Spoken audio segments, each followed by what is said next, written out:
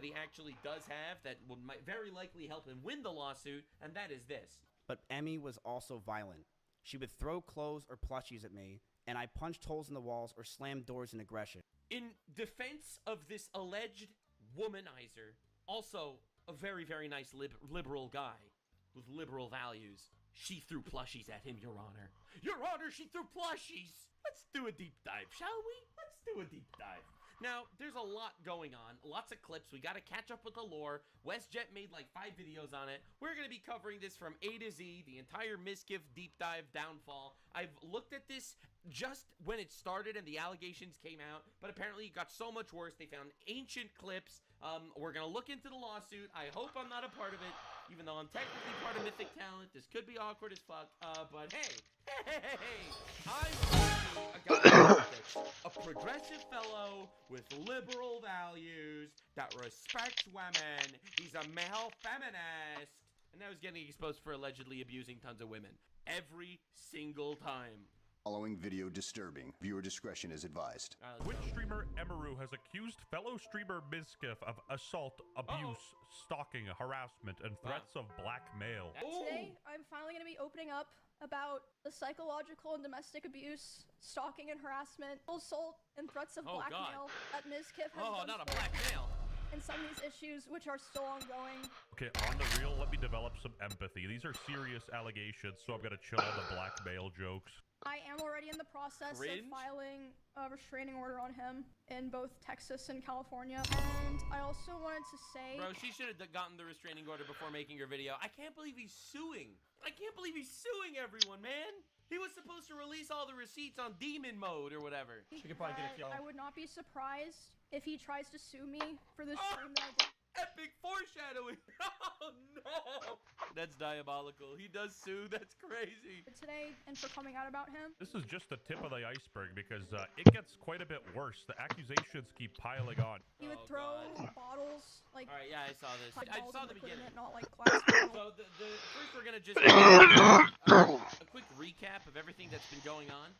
And then we have to see as it evolves. I really wasn't covering this. I was too busy covering politics. Down for like gigantic, egotistical male feminists getting absolutely obliterated by the community they created because it turns out they were just male feminists because they wanted to get women and not actually because they support anything. Yep, that's what we're here for. At me, despite me telling him like I didn't like it and it scared me. And I bruise very easily. He would throw his phone at me. I would tell him, you know, it scared me, I don't like it. And one time, if true, that's fucked up. It even hit me in the eye, which caused me to get a black eye. You know, was like, oh, it's an accident, and I was like, oh yeah. When the random bro, this dude, it's insane, bro. This dude is gonna embrace Sharia law before anybody else. He's gonna move to New York City just for the beat your wife images. Oh, sorry. I don't want to get anyone Islamophobic. Zoran Mamdani's aunt is never gonna ride the subway in peace at this point. Celeb you dislike for just being dumb and annoying and unfunny is finally outed for a legitimate reason to dislike them. We were just getting food, and he was on his phone, and he saw that Mr. Beast had put up a video, and Mr. Beast had invited another streamer, and he was like, oh, Mr. Beast invited this guy to his video, not me, and I was like, oh, well, you know, like, yeah, I guess so, which led to him. This guy's pathetic. 50 miles per hour in the car, and talking about himself while doing it. Honestly, valid crash out. No. So apparently, bro wanted to kill himself because he wasn't invited to a Mr. Beast video. You gotta be, I mean, to be fair, if I was Mizkif, I would also want to kill myself, to be fair. Because he's like a guy, he's doing his best to grift as much as he can. I'm a random blue retard on the internet. In case you're unaware, Mr. Beast has reached out to me multiple times in the past. Me. That's right. Blue retard. So, I'm not trying to be cringe here or anything, Mizkif, but if you're watching, know that you are literally less valuable to society than me, a blue retard. That's right. Sorry. And I am called a misogynist all the time, and yet I have never abused a woman. Huh? Take that, bald retard. Mizkif and Emerald were dating back in the day, and even Mizkif's ex-boyfriend, Tectone, came out with a statement. I really don't care that people know I was right about Mizkif. Just support Emerald right now. Thanks. I guess wisdom does. He started off with like a whole, you know, Canadian accent. Does come with age. Oh God, he's Tectone's not 40. He's at least 42 now, right? I thought Tectone was like 42. Other things would happen, like I'd be trying to sleep and he would scream at me and say that it was all my fault, that he felt insecure. There was a time that I walked into a room that he was in, and as soon as he saw me there, he threw his phone at the dresser and started yelling because I had posted a YouTube video within the same couple of days as him, and mine was doing better. He was insecure that her stream was... Oh my god, this guy's forward. That is amazing. Bro, to crash out because he's a woman. She should be making him a sandwich. She should be making him a sandwich. That's diabolical. was popping off, and there's even videos of them playing Bro, Rush. this dude is supposed to be like pro-women, feminist out there crying over the success of women. Oh my god, what an absolute loser, bro. See, when I help women succeed, it's not because I also want to sexually assault them. I don't know if that came out well, but the point that I'm trying to make is me being the misogynist that the internet calls me. Ultimately, I am better to women than any of these fake ass feminized retards. Together, and her taking a 20-minute break because her viewership was higher than his, and he would force her to do these things. Doing this. This is great. Yo, Mischief, I don't know if you're watching this video, but a guy in my chat just donated 50 subs. Has anyone donated 50 subs to you recently, Mischief? I doubt it. This part is hard to listen to, so no music here. Started to try to comfort me by hugging me while I was sitting on the couch Oh god, I remember this. and holding me really close to him.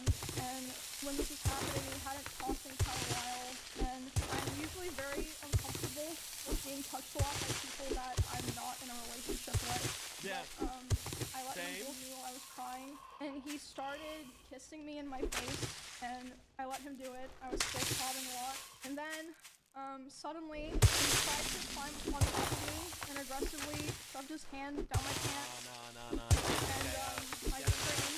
Male feminist, everybody. Yeah. I'm telling you, man, this is like some predator, like ultimate predator shit. It's like making believe you're a male feminist in order to rape women has got to be the most diabolical disguise of all time. The most diabolical disguise ever. Holy, oh my god. And when I screamed, he jumped off me like a cat, and instead of Again, apologizing, that was not me calling Mizkif a rapist. That was me just saying the male feminist to rapist pipeline is diabolical. I just want to make that clear. I don't want to be added to the lawsuit if I can avoid it. I think you're a bald freak, but that's not the argument here. you're checking if I was okay. He said, I feel weird now. I feel like I did something wrong. I Yeah, have you to did. go. And he immediately left my house while I was still crying. Ironically, the last thing I remember from this skip is him crying that a black male from FaZe didn't want to collab with him. Even though Ice Poseidon's cameraman here is in hot water, I think he can swim. Weirdos too. Dude, I love when the canceled streamers have the moral high ground. This is Aiden Ross. Right, he had Trump on his stream. Obviously, all these guys hate him. All the left they hated him. They all hate him. You know, all that stuff. And he's never fucking raped Mizkif. Oh my god. How the turnstable. Bro, I'm telling you, man, male feminist is literally a wolf in sheep's clothing. Doing some crazy shit, bro. Eden was truly ahead of his time. Asmongold's already in. It's me. It's your boy Asmongold. It's your boy Asmongold. I'm sorry, not a day has... I'm realizing that Tectone to Asmongold is like, I'm just saying, Tectone is kind of like Asmongold. Have you ever considered it from that? Okay, am I going too far? But I think I've never looked at it this way. But I feel final words. Go have it echoed in my heart. Not the ChatGPT. No. Anyway, Mizkif himself actually responded. He was just waiting for Asmongold to get off stream so he could get the most viewers. I've been massively obsessed with streaming and viewership over the years, and it's disgusting and it's something that I am literally Trader Rick is open just for turn off the business. stream, man. Buy Rick or get I'm Rick. angry at others because of it. It makes me jealous, when I see others doing well, and it has made me realize that I am, I'm never happy for someone else if they're doing much better than me. You guys know this? Yeah, work on yourself. You have an ego problem. Find God. Become a better person. El Bozo. No sympathy. You have free will. Work on yourself. All right? I have to say, you want to hear some real shit? You want to hear some real shit? You can become a better person. All right? If you are a shitty guy, you could unshitify yourself if you work on yourself. All right? You're not beholden to your shittiness. You, however, are, because you allegedly view-botted your streams to make believe you were more famous than you were, and you just fed your ego more and more and more. You fed your ego, you got more women on your streams that you could allegedly abuse, and that's where we're at, baby. That's where we're at. You live your life of hedonism, and it is destroying you. Biblical values reign supreme. Follow the word of God, and you'll have a better life than 99% of these retard alleged rapists. It's true if you watch my old stream. I've always been this way. I've been very envious of other people. Hey, looks like you got the qualities to be a perfect Twitch streamer. I'm going to stand up for myself. I'm going to defend myself in these situations. I am not going away. I have no plans to go away. He literally lost like 2 weeks until he dropped his lawsuit. And I believe a lot of the situations today were absolutely exaggerated. I have dozens of photos and videos, calls and messages as well, if she has them. Look at this guy. This guy, like, does this Morning. make him look Now any that you better? did the job, You I realize that, guess right? you ain't It's like, that damn bad you're after being all. manipulative and blackmailing. I can prove I'm not the fault of my manipulation and blackmail material. I have things I will be leaking over the next few days of other people, of other things. I have a lot of messages that I have that I'm If you going to want a expose job as from time me, goes don't on. just stand there with your thumb up your ass. This is a Get time the to job up. done. When it comes to Emaru, And when then he just disappeared for like a week and sued everybody. she says that I was getting ready to go after her and that I was going to use her rabbits against her, that was never the plan. My plan for myself was very simple. So he says that was never the plan, but like immediately after, he used her rabbits against her with this clip. Here is a video up close of Bro, this literally proves nothing. Emeru's rabbits. These are small little mites that are inside the rabbit cage, Yeah, Google it. Rabbits get mites. and she didn't care. I love how it's like, Emiru's like, you raped me. His response, I have an image of your rabbits with mites. Masterful gambit! Masterful gambit, my fucking bitch boy! Bitch boy, congratulations! She completely neglected these animals, and I'm not going to sit around and let people say that she didn't. People who Except came to you my house literally knew did that that. they were neglected. This is an up-close view of the rabbit cage being completely disgusting and neglected. She let them to die. Let me get this straight. She literally accused him of total assault, and he was like, yeah, but you left your rabbits to die. Obviously, that's not good, and she might be a bad pet owner, but do you see how, like, this is a false equivalence? It's like Jeffrey Epstein getting mad at me for getting a speeding ticket. And she wrote down everything she wanted. True. She wrote she wants me to move closer to her. She wrote that she wants me to marry her. And she wants kids with me in the next 5 years. And I just looked at this letter Yeah, and you rejected it because you're a complete loser. that I was staring in front of me, and I just handed her back the paper. She began to cry, and I told her, I'm sorry, I just can't do this anymore. I knew we were just beyond the point. I'm sorry, I'm noticing something. I'm noticing something, chat. I'm noticing something. All right, this is important. I don't want to sit here and waste your time, but this is valid and important. All right, pay attention. Pay attention to eggs. That's crazy. That's crazy. Point of toxicity in the relationship, that our trust had completely died, and that we had so many issues. If you that I drink couldn't all deal the with it, coffee, and I was I'll not kill doing you. well. I'm not the biggest fan of Misgift, but I gotta make this abundantly I'll clear. sell This you is a food, relationship, but so it's don't like he expect said, me to she said cook it for you. situation. Each side has their own story. I was a massive wreck, couldn't think straight, and No! being that Emaru hung out with me all day, she too started to become high-strung. I was such a shitty guy. I made the people around me shitty as well. We would yell at each other, fight, and argue all the time. Things we never once did. I felt this relationship was taking a huge strain, but I thought it could be fixed over time, since things were just so amazing that first year. Things were so... A sale is a sale, even if it is to a scumbag like you.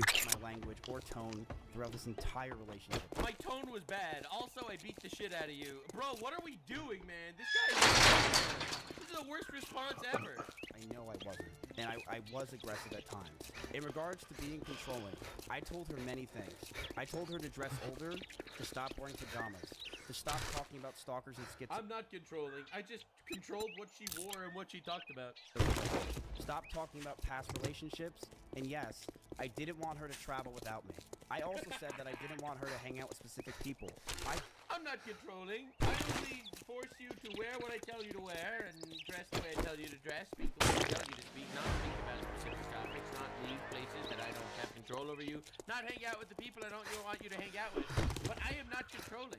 told her to move out. She didn't move out on her own. I told her to move out because I wanted space, but she still wanted me around at all times. She would get upset if we didn't work together. The pajama comment is comedy to me, though. He's like, dude, you gotta stop wearing pajamas. Mizkif's abusive pattern of throwing objects, reckless driving, intimidation, manipulation, and violence goes back years. Maya unimpressed. Oh my... Starbucks I got you over the past 2 days. Oh my god. She's literally on stream, and I know this might be bad faith, but imagine this was off stream. What an actual weirdo, and this Reddit clip gets even worse. Anyway, there's something about being trapped in a car with an angry, aggro man that is like the absolute most helpless thing. Dude, I used to know a guy that would go like 100 miles an hour on the, like we would fight in the car, which was never my decision. It was just always like halfway. Like we just would like fight in the car and then we'd go like 100, and I would like. Your sex and misogyny that you believe in conservative traditional values. Yes, I know you respect women tremendously, and you've literally never abused or harassed women. Sexually, obviously. I've harassed people in general because that's my job. But I've never sexually harassed anybody or anything like that. But you're the misogynist. That's right. I am the misogynist. I'm a simple man. I just kidding, joking, Lamau. Really excited to slow down. I'd be so scared and I'd cry. And then... So this is Mizkif's ex-girlfriend Maya, and she didn't explicitly name Mizkif by name, but Reddit sort of assumed it was. How the car thing Emeru mentioned also happened to Maya and Jones. No! Why? What do you why? Also, Mizkif sending this many messages to Emeru comes off as like insane to me. Like, this is clearly not a dude who's mentally okay. There were many ways out of that house if he wanted to leave the house that were closer to his stream room. He intentionally chose the door that was right by my room. Obviously, dude's a psycho.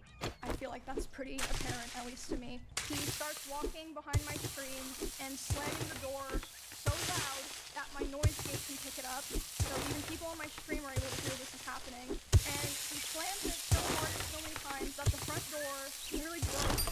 The lock did not work anymore. Release the Mizkif files. Oh, God.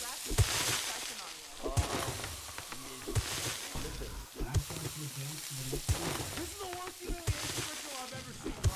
Why do men have to go through? We cuddled and then we kissed. I am in love with my girlfriend on September 3rd, 2000. Whoever hates Nico, you know. Bro, I apologize for the whole race thing. Bro, I'm really glad we got the cuck analysis, ladies and gentlemen. Oh, he'll have a take for you.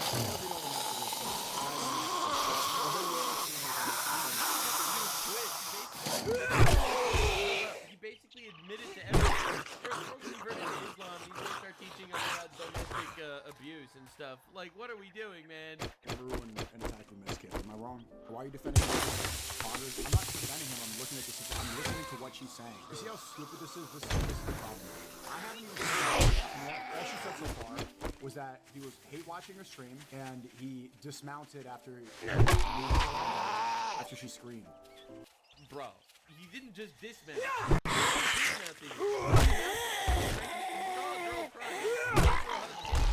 And jumped on her and put his hands to her, and he seems to not deny any of that. Alright, okay, cool. And left. Like what I haven't seen him guilty of anything. So that they don't get banned again. That's what you're supposed to do. Man evil, girl good. How he does this, man.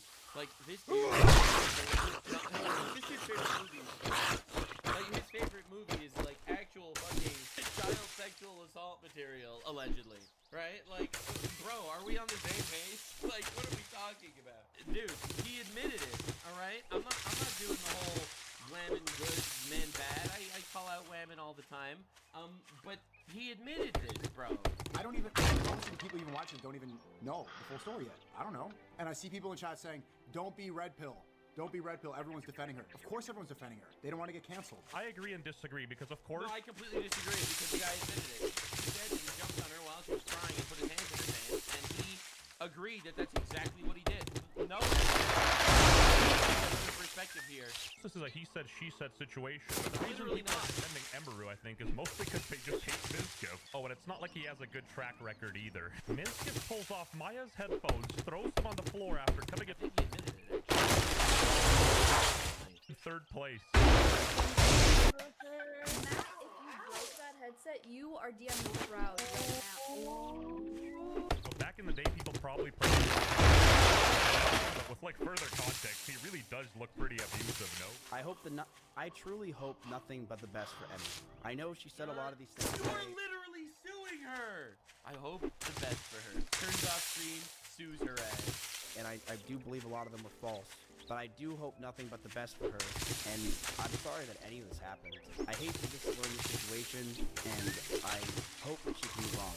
You are suing her! She's not gonna move on if you're suing her. Bro, you gotta stop. I hope that she can move on. Anyway, here's a picture of her rabbits that have fleas. She hates her animals. Like, what? Dude, this is unbelievable. We were in a toxic relationship. I saw that. I've realized over the years of 2 relationships now online that I'm a horrible boyfriend and I have a lot to work on for myself. I've been single for the past 10 months and I plan to stay that way. I'm continuing to go to therapy and work on myself, not just for me, but for the people around me. Love how every influencer apologizes for something. Like, I'm going every time. It's the free chat. It's like, bro's one step away from saying free Palestine. Like, that's the next step. to therapy now. I hope she can move on. We were in a toxic relationship. Bro doesn't know how not to be manipulating. While I'm not accusing him of anything personally, and my opinion doesn't matter at all, Mizkif still sucks, and that's... True, that's the important stuff. Alright, so guess what? Chloe, the Mizkif situation got worse. Emmy was also violent. She would throw clothes or plushies at me, and I punched holes in the walls or slammed doors in aggression. Me when my partner throws a sock at me, deadly weapon. I one time did say I was going to kill myself during an argument, but Emmy did this as well numerous times. Emmy was also violent. She would throw clothes or plushies at me. Bro said like the least harmless thing. Like if I was in his position, I'd be lying. I'd be like, Look, dude, I would kill myself before going online and making that statement. It's like, yes, I beat my wife, but you know, in my defense, she did throw socks at me. With the velocity of the plushies, truly diabolical. she threw a white Slayer ETB at me. You were probably so upset. How upset are you, buddy, that you watched the stream for Emmy? You hate that, buddy. Because guess what? I'm doing everything you wish you could. She's with me. She What? I've never seen this clip. That's disgusting. hangs out with me all fucking day. Yeah, not if you... Bro! Oh yeah, you simp for my girlfriend? Well, I fucked her and you can't. That's gross, dude! Or chud. Monogamy is so difficult nowadays. What if you had like a polyamorous It's literally not if you're not a gigantic slut, okay? Like, it's literally not difficult if you actually find someone in your life that you love, and you love her with your whole heart, and you will do anything in your capability and possibility. Super easy. You treat her like a queen, she will treat you like a king. Alright? That's the dynamic. And you don't want no side hoes. Alright? You sure suck. You don't love her. You only love yourself. You're using her, and that's gross. Anyone that makes a statement like that is already like interplanetary retard. I could. Oh, I'm sorry, but I'm the misogynist, according to Twitter. According to Twitter, I'm the misogynist.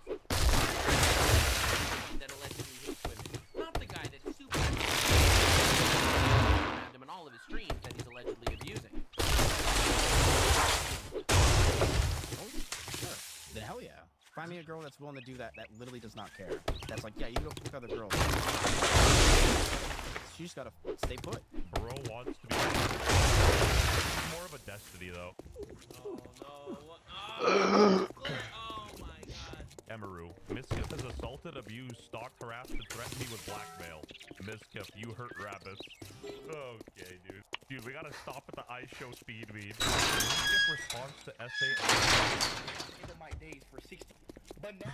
And then I check my Discord messages, and he's messaging me. He's saying, like... Wop that I mean, smirk up. Good morning, you know, my I'm ass. self- Buy I something, waited then it for might KMS. be I a waited good morning. so long for this, etc. And basically he was upset because I had higher viewership Well, than him. come to think of it, I'd say it's been an honor to work with you, but it would be a lie. Something, it literally makes me so happy. I feel like I succeed at the same time. All right, but when you become of one flesh with someone, all of their successes feel like your successes, and all of your successes feel like their successes. Okay? It's the most wonderful thing in the world. When the most important person in the world to you succeeds. That's obviously not what was going on there. Obviously. You guys suck. Like, really. My lifestyle, better than your lifestyle. Because my lifestyle is condoned by God. Yours is condoned by someone with a degree in surprise butt sex from California College. He's streaming, he should be surrounded by mattresses. This guy is not okay. I'm not gonna accuse him of any crimes, obviously, but he is definitely guilty of being a cornball. Emmy used to live here, but moved out, and then simply just moved out. Did you kick her out? No. They're higher than yours. Oh, stop. No. They all know. They all know. I didn't think it was even possible to dislike Miskiff anymore, but the more I see, the less I like this dude. Oh my gosh, he does look like a Russ character. Look at that. Actually good? Ow! Oh! I'll stop. It's a weird dude, you know? Oh man, if you could even call that a man. If you guys remember, Tommy Innit was right. Yeah, true. I've never genuinely hated every word and movement someone did. Tommy Innit says Miskiff is the worst person he's met last year. Nice Poseidon's cameraman was always a dude desperate for attention, though. One of the reasons Byron himself was because he was jealous of me. Miskiff 2025. There's no way that's a real clip. Don't know who Byron is. It's this guy named This guy named Rexful used to stream on Twitch and he killed himself. There's no way he said that. Rexful, who passed away by taking his own life. He was severely depressed and even had a World of Warcraft NPC named after him to commemorate him. How does it feel knowing there are some people who like you because you are famous? It fucking sucks. See, I know for a fact that me going live right now raises the chance that Miskiff doesn't ignore my text and hang out with me by like 69,420%. Damn, call me paraplegic because I just can't stand Miskiff. Miskiff when Emeru throws a Kirby plushie at him. No, stop. Oh, Lord. You puke a lot, you cry a lot, your stomach hurts all the time, you don't work at all, you don't do anything, you're lazy as hell. When you're an abomination, you're weak, you're pathetic. I think he's got everything. Saw this. How do you do that? How do you do that to your girlfriend? Like, it's insane. Like, I can't even, like, fathom something like this. Like, these people suck. But I feel like people are at this point are cherry picking just about anything they can find because, like, Emeru was smiling there, and honestly, his streak. Of course she was smiling. She's on stream. She can't start crying on stream. I would never do something like that. I would never even say something like that. Was just strange. There was, however, a clip that went viral, which I think is very valid. It was beating Miskiff in like Mario 64. I'm bad at everything. I don't know. Wait, I forgot your settings are terrible. I can't take this anymore! Why? Now, this isn't That is so pathetic. That's so pathetic. evidence of abuse or anything of that sort. I It's evidence of pure patheticness. Oh my god. just wanted to put this in because Like, this is pathetic on so many levels. First of all, you getting mad. Second of all, bro, you're worse at video games than your girlfriend? Oh, dude. Oh god, Miskiff. Listen, man, don't kill yourself. There's a you could figure this together. Don't kill yourself.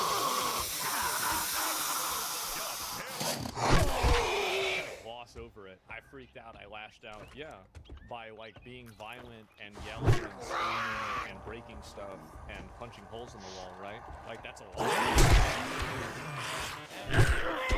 More subs. Holy shit.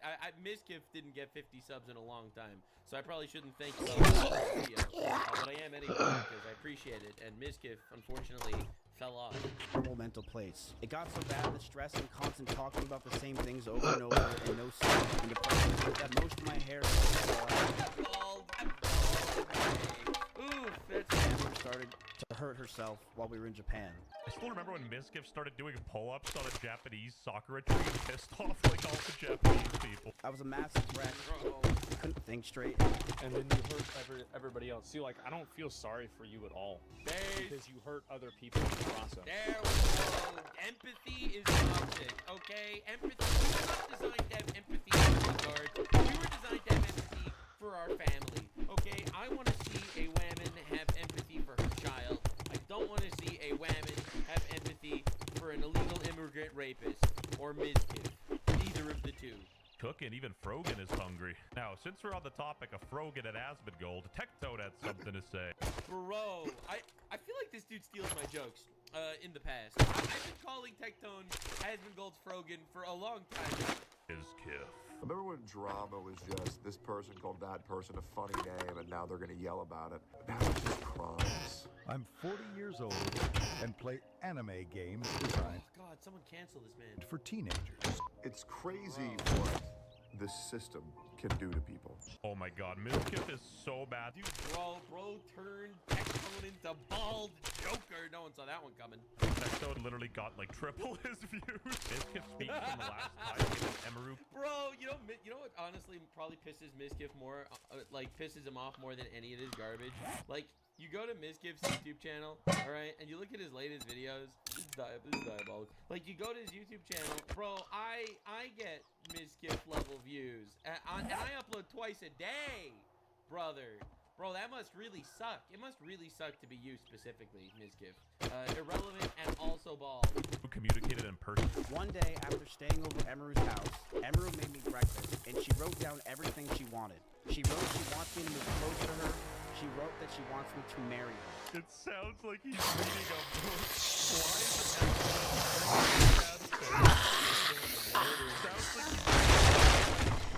Well, it is an English. Bro cracked Emerald. I'm on his side.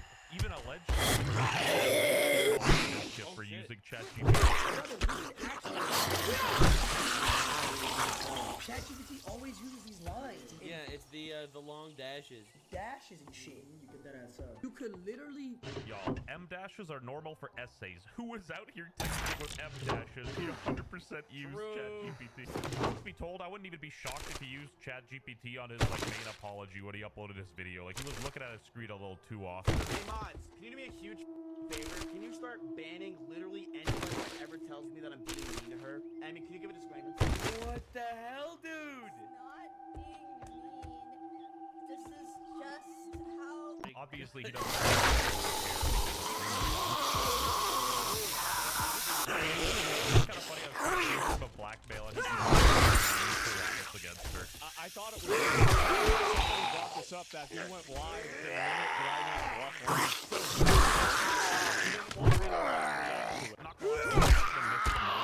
I don't know what that computer glitch was, but it saved my life. And I will go nuclear. And that is exactly what I said. And that's what's going to happen. Because you can't mess with me anymore. I don't have anything to lose. I'm sorry. Thinks he's Arthur Fleck, bro. Like respect, like ego, like empathy, like hair. He's bald. He the Joker. Go after me all you want. I have nothing to lose. Now, this wouldn't be a WestJet video without an opinion from one of these two intellectual titans, so let's give her a listen. It makes me feel like streaming is just so gross. Thank you, Hassan's girlfriend. Very cool. Like I feel like because I'm a streamer, it's just gross. Yeah, streaming is gross. You got 30-year-olds that behave like they're 15. Skip responds to Emaru calling him a controlling person. We got the debunker in the corner. It would be throwing my phone on my bed when I was 19. I did not hit her. It's not true. It's bullshit. I did not hit her. Oh, hi, Mark. I did not. Oh, hi, Mark. Took me like 3 hours to edit that. Please subscribe to my channel. He's slamming doors and breaking walls. Buddies, rabbits need calm, not constant sudden noise. Oh my god, did Mizkif's crash outs kill the bunnies? Mizqueef is diabolical. I'm kind of upset I didn't think of that first. So confused the person. And I'm sorry I did it. I'm sorry things got to this point, man. I love how no one can take his crying seriously. Like, bro, dude, if you're abusing a woman, your tears really don't matter at all, actually. The last 9 months of this relationship, things got extremely fucking toxic. It all got canceled, bro. Dude, you cannot be getting away with this. Yeah, there it is. Mizkif making that plushie comment There it has literally is. made him the laughing stock of the internet. He's become like a meme. POV, the abuse Emiru is facing in a relationship. Oh my god, dude. What's your problem, huh? What's your problem? Like, what's your problem? You asked me. Not so bad, but Rogue player for plushie. Mizkif is the only streamer who can give Hassan a run for his money. Sadly, unfortunately, this video. Alright, it gets worse.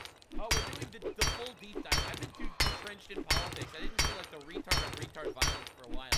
We needed to get a ton of retards, especially because, dude, when I heard that Mizkif was a male feminist, I knew that we had to make a video about this.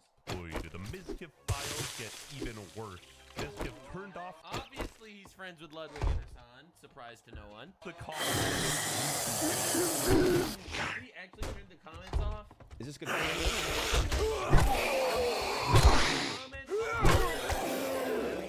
He's a loser.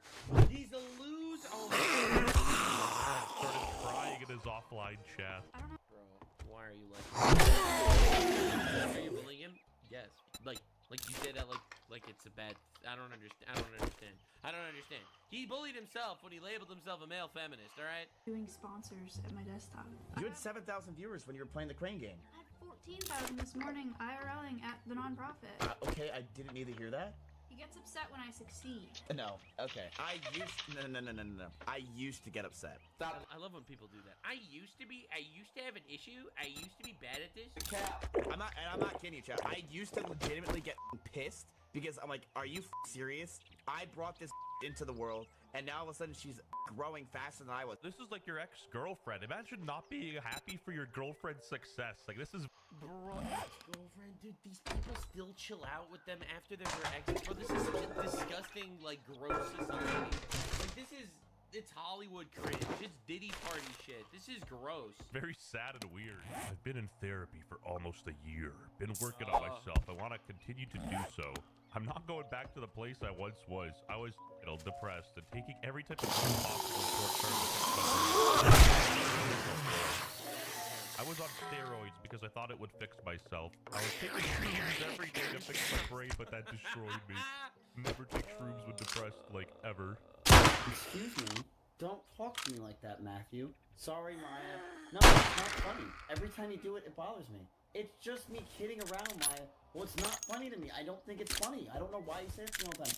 Because it's funny. Doing this like extreme, it's disgusting. Maya, it's trolling. I don't even realize I say it. Well, start paying attention to what you have to say because it's getting really annoying that you do this all the time. The fact that we've had this conversation that many times and somehow it's still not serious enough to you is annoying. Shut up. Do, re, mi, fa, sol, la, ti, do. Bro! If this dude was a male feminist, I can't get over how I'm canceled for being a misogynist. Alright, listen, man. Who is the bigger misogynist?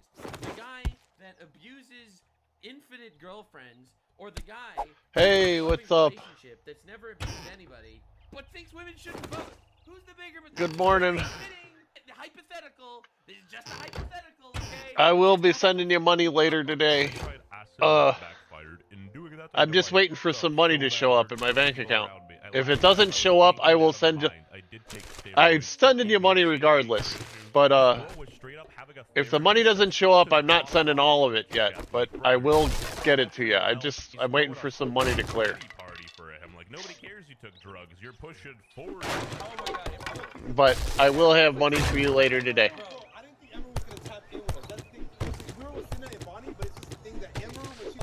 You think that phases me at all? What do you mean? That's like, none of this thing. I don't even understand. Bro, you can't hurt me. There's nothing you can do. What are you talking about? I love how this dude becomes like the invincible character. He's like, nothing can offend me. I am inoffendable. This dude fucking loses his mind when his ex-girlfriend on a fucking Rust stream. Dude, these people suck. I'm not talking about anything. You collab with Cinnaboni and Ember the other day. That's great. That's fine. Enjoy yourselves, brother. Are you okay? Are you good? Yeah, I'm good. I just gotta go to the bathroom. Give me a minute. Oh my god, this is horrible. I'm in therapy. I'm gonna collab. It's cool. Dude, these people are so confused. They're like, what are you yapping about? We just said Emeru was a collab. Miskiff got like visibly This guy was a top streamer among the retard cock block community. pressed. You used to live with Emeru, and then all of a sudden you wanted to use Emeru to become bigger, and you couldn't. So they And everyone's been like having way more fun and way more cooler things. What even are you spitting? Dude, everyone used to always be in a room. Now she's like going IRL and having fun. Bro is tweaking. Crazy eyes. Like, he looks rabid. Eyes glazed over. He's just seeing blood. Okay, that sounds Where's the wrong. last guy? Not the point. And doing a lot of cooler stuff now. Thank the Lord. Yeah. So defeated, he just had to mutter facts. We weren't even dating. Well, first, bro, Queen Emeru's not dating someone like you. By the God, hell. They're killing him. They're killing. I've never seen any of this. Oh, this poor bastard. He's eating it all. God, no. Jesus, no. Hell no. Bro, don't even say that word. I thought Miskiff was comfortable around blackmail. Looks like Pandora's box has been open, and like Miskiff is finally revealed for the cornball he is. Because you're like a psychopath. Oh, I don't want to be psycho. Miz, when you're normal, even at parties, you stand around like this with a drink, and then you walk up to people and you're like, you know, I wouldn't talk to you if your viewership wasn't as high, you know? Like, First of all, I believe that completely. Second of all, notice how he always has another woman on his stream? Do you notice? Are we noticing that he's literally using women to prop up his career while he's making believe he loves women and respects them so much that he has them Where around the hell is himself? this last peak guy? Have you noticed? This is allegedly. Like Harvey Weinstein. Alright? Bro's got a couch in the corner and everything. that's literally what you do all the time. Even at parties. By the way, I actually do believe that, and I'll tell you why I believe that. I've spoken to YouTubers that, like, you know, the first thing they'll be like is like, oh yeah, so how are your analytics doing? And I'm like, oh, they're doing all right. How are you doing? It's good, but I wanted to, like, I noticed that, like, your view count was like 40% up, and I wanted to know, like, and it's like, bro, what are we doing? I love analytics. I love talking about that stuff. I'm a huge nerd, all right? In case you haven't noticed. But, like, bro, at a party flexing numbers. Because these people aren't. I don't care if you have X amount of followers. Deal, dude. I don't take. You're a fucking ego asshole. Because I don't take any of you seriously because you're not actually my friends. You literally, you're so annoying. What's the point of taking you all seriously? I don't care about you, any of you. All of you to me. All right. Just, you know what you are? There we go. That's where they were. All right. Oh.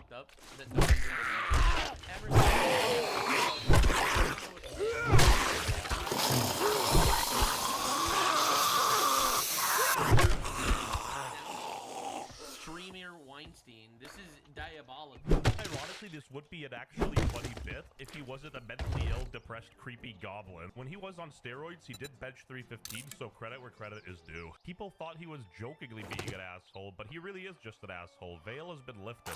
Not even that. People knew he was an asshole. It's just people don't care as they watch to be entertained as streamers and clout. If you think I'm on steroids, you're a moron. Like, actually a moron. Lighting pumping genetics. It's actually the stupidest comments I've seen. No, he lies about everything. Sponsors that right now. I don't sell out to sponsors like you guys. Can I ask, are they gonna put You're like literally signed sponsors now? You're literally signed to Rumble, which means that you sold for money, views, not even views, just money. Oh, he gets so offended. What a bitch. Jason got him so good, it looked like he was about to cry. What a genuinely weird dude. With pupils like that, bro has seen the truth from Full Metal Alchemist. Bro, this guy gotta stop with the suicidal stuff for sympathy. He's been pulling this for years. Dude, Emerson just gifted 500 more subs. I feel like I don't know what you're playing at, my guy. I don't know if you're like a Saudi oil prince or something. But like, first of all, appreciate it. Second of all, every subscriber obviously offends Miskiff a little bit more because you know he's watching right now and you know he's furious. But also, if, like, I appreciate the donations super much, but don't don't donate if you can't like afford it. All right, I appreciate the donations, obviously, but don't donate if you can't afford it. You're the goat. Go get help then, man. Stop trauma dumping on internet strangers.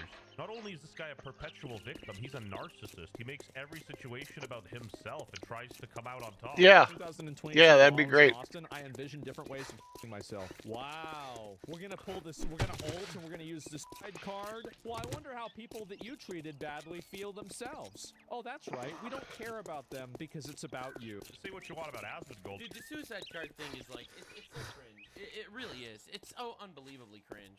I'm sorry. It's not effective, man. It's not effective. But dude hit the nail on top of the head here. Bro cooked them. You should talk to a lawyer before you tell everybody that you've been on drugs. Oh, I got 3 people viewing. Stop doing crazy shit. Like, don't you think I'm you up to should 3 probably talk people. to somebody before you said this? Like, damn, you did not need to say this, but it's been said, and that's it. No, I never have any like whenever a person goes and they do something that negatively affects another person, then my sympathy for that person goes down to 0. Zilch. Nothing. The plushies gave him brain damage. Destiny. Crazy. Oh my god. Yeah, no, like the suicide shtick doesn't work. It's not just a matter of sympathy, it's just like a skill issue, bro. I think I'm gonna be doing power streams Your girlfriend has more viewers until I get to affiliate. Obviously, I don't want that to happen. I hope you get help, but that's just a skill issue, man. Like, I'll be real. Like, get a fucking like, come on, dude. What do you want? If you drink all well, look here, boys. We got ourselves a real-life hero, and now he wants to be paid. Role-playing as Emeru and Mizkif, and it's only been 1 day. Blue Jays Max win. Go to your room. Today, I literally told you today, you're I love how much of a clown he is. If you want a job from me, well, good luck. By the looks of it, you're gonna need it. Did you eat breakfast this morning, Miz? Did I eat breakfast? Yeah, I just had breakfast 30 minutes ago. Yeah, you shouldn't have. You're looking fat as today, man. Why are you excited about AFK? This dude's gonna get up and walk away. That's his move. Excited for it because I want a bit characters and also He does it every time. He does it every time. He gets offended. He's like, someone insults me, just gets up and leaves. He's such a male feminist. Male feminist with all of his testosterone, and there he goes. Excellent shine today, my lord. Mizkif crashed out on Emeru's stream for no reason. You know what? Honestly, Vectone, I have to say it. I have to say it. You are no longer Asmongold Frogan. All right, I'm sorry. You have surpassed any expectations I have ever had. You are no longer Asmongold Frogan. Okay, to make this clear, like we have to put this into another perspective. Now, from henceforth, you'll be known as Zoran Mamdani's and a much higher level of respect. Jesus. Bro, spill that everyone's water and leave. I'm done. It's like, oh great. What? My boyfriend's embarrassing me in front of my friends again. Dude, this is terrible. For the record, you ready to hear another one of those Nuts and or hot takes? Humiliating somebody in public, in my opinion, has got to be one of the worst things you could possibly do. Unless it's deserved, in which case shame is incredibly based and affectionate. But if it's not actually deserved, it is one of the most disgusting things you could do, especially with someone like your girlfriend who literally is relying on you. Who is relying on you. If you have a partner in your life, a girlfriend, a boyfriend, a husband, a wife, all right, I want to make this clear. Not exaggerating. You owe her everything. You do. You need to love her, and she needs to love and respect you in return. If you don't have that give and take, break it off. What are you doing? For nothing. Honestly, valid crash out. So he only crashes out around women? I haven't seen any clips of him acting like this around men. If someone did something so zesty as pouring out a glass of water with me in my house because they were upset, I would never speak to that person again. Not so bad, but Emmy was also violent. She would throw clothes or plushies at him. This is how Israel, okay. Mizkif after getting hit by plushies. Emeru throwing up his socks like, okay, this is the winner. Bro even disabled the like and dislike bar. Like, are you serious? Isn't it kind of poetic how somebody who's so obsessed with viewership numbers and like clout is closing down their own like bar? Truly a sad day in Tectone's ex-boyfriend's life. Like, at this point, Baby No Money gotta edit Mizkif out of the video too. And again, with Mizkif, the red flags were always there. He called Dan Clancy the best thing to happen to Twitch in years. Anyway, we got Mizkif's ex-boyfriend and Asmongold's Mike from PA, Tectone. Oh, there he is. Mizkif. He a pussy ass for real. Subscribe to WestJet. If I am a bald loser who plays... He is bald. Alright, the story gets even worse. We are doing the full deep dive. Demon time. It is time to go full demon time. I will expose everything about every... I'm just waiting to get to the lawsuit. When are we analyzing the lawsuit? Person that you've ever known. Bro, it's been a weekend. Nothing got exposed. Massive day for the unemployed. The MIF files just keep getting worse. From the Times of Canada, Asmongold calls out Mizkif for fake Reddit support during the live stream after leaked Discord messages raise big questions. No, I think I think his community brigade's like crazy, and like now I feel like, you know, it's gonna be hard to do that considering the situation. But yeah, I think for sure. And again, I mean, how else do you explain why there is such a disproportionate viewpoint of one person in one area that all the other larger areas are all hyper negative? I have yet to see a person defending Mizkif. Like, usually when something like this comes out, Mizkif didn't kill him. Moving on. Everyone starts trashing the game. Like, nobody says just... Dude admitted it! Okay, dude, you guys are incredibly cringe. Alright, you people you can't why are you on the side of the girl side? Every case is different. Every single instance needs to be analyzed separately. She alleged something. He admitted it was true, bro. He admitted it was true. Okay? This is not just allegations. He admitted it. Alright, or whatever. Like, come on, dude. Instead of going demon time, Mizkif was spotted chilling at a Halloween party, and I don't know what his costume's supposed to be. Anyway, I'm making around. Bro's dressed up as Epstein's friend, billionaire. And it ain't looking so hot for Mizkif. Emeru here is playing Overwatch, and Mizkif shows up from the back room. There he is. Dude, I've never seen any deep dive. I love making fun of retards. If you support making fun of retards, you should definitely subscribe.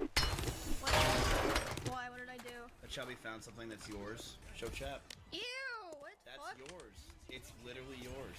That's mine? I'm sorry, I didn't know it was in there. And why'd you buy it? Why don't you show chat your show and tell? Ew, bro. Ew.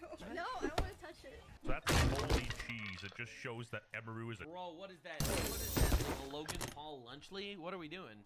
true gamer Well, instead of a LARPer. First of all, some cheese, it doesn't take that long to mold.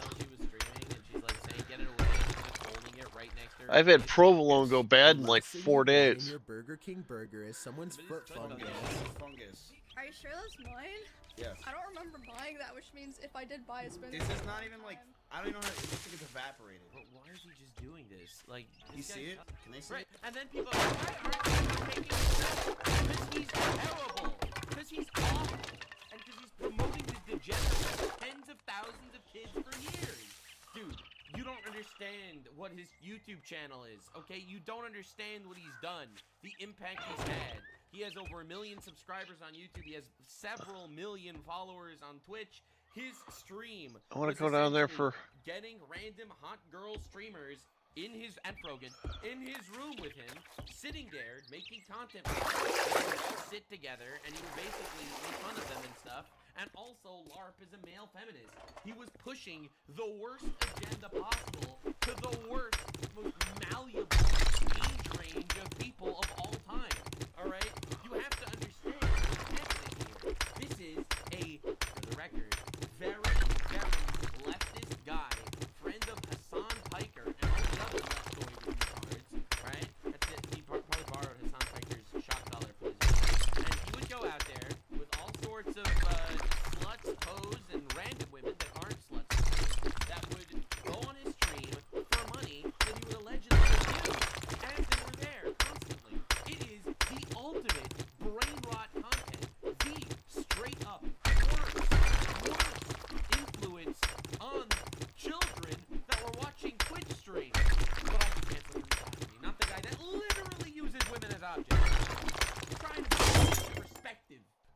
It's like the people that canceled Charlie Kirk for being a misogynist because he thinks abortion is murder and he wouldn't want his daughter to abort a child if she was raped because he doesn't want to murder his grandkid.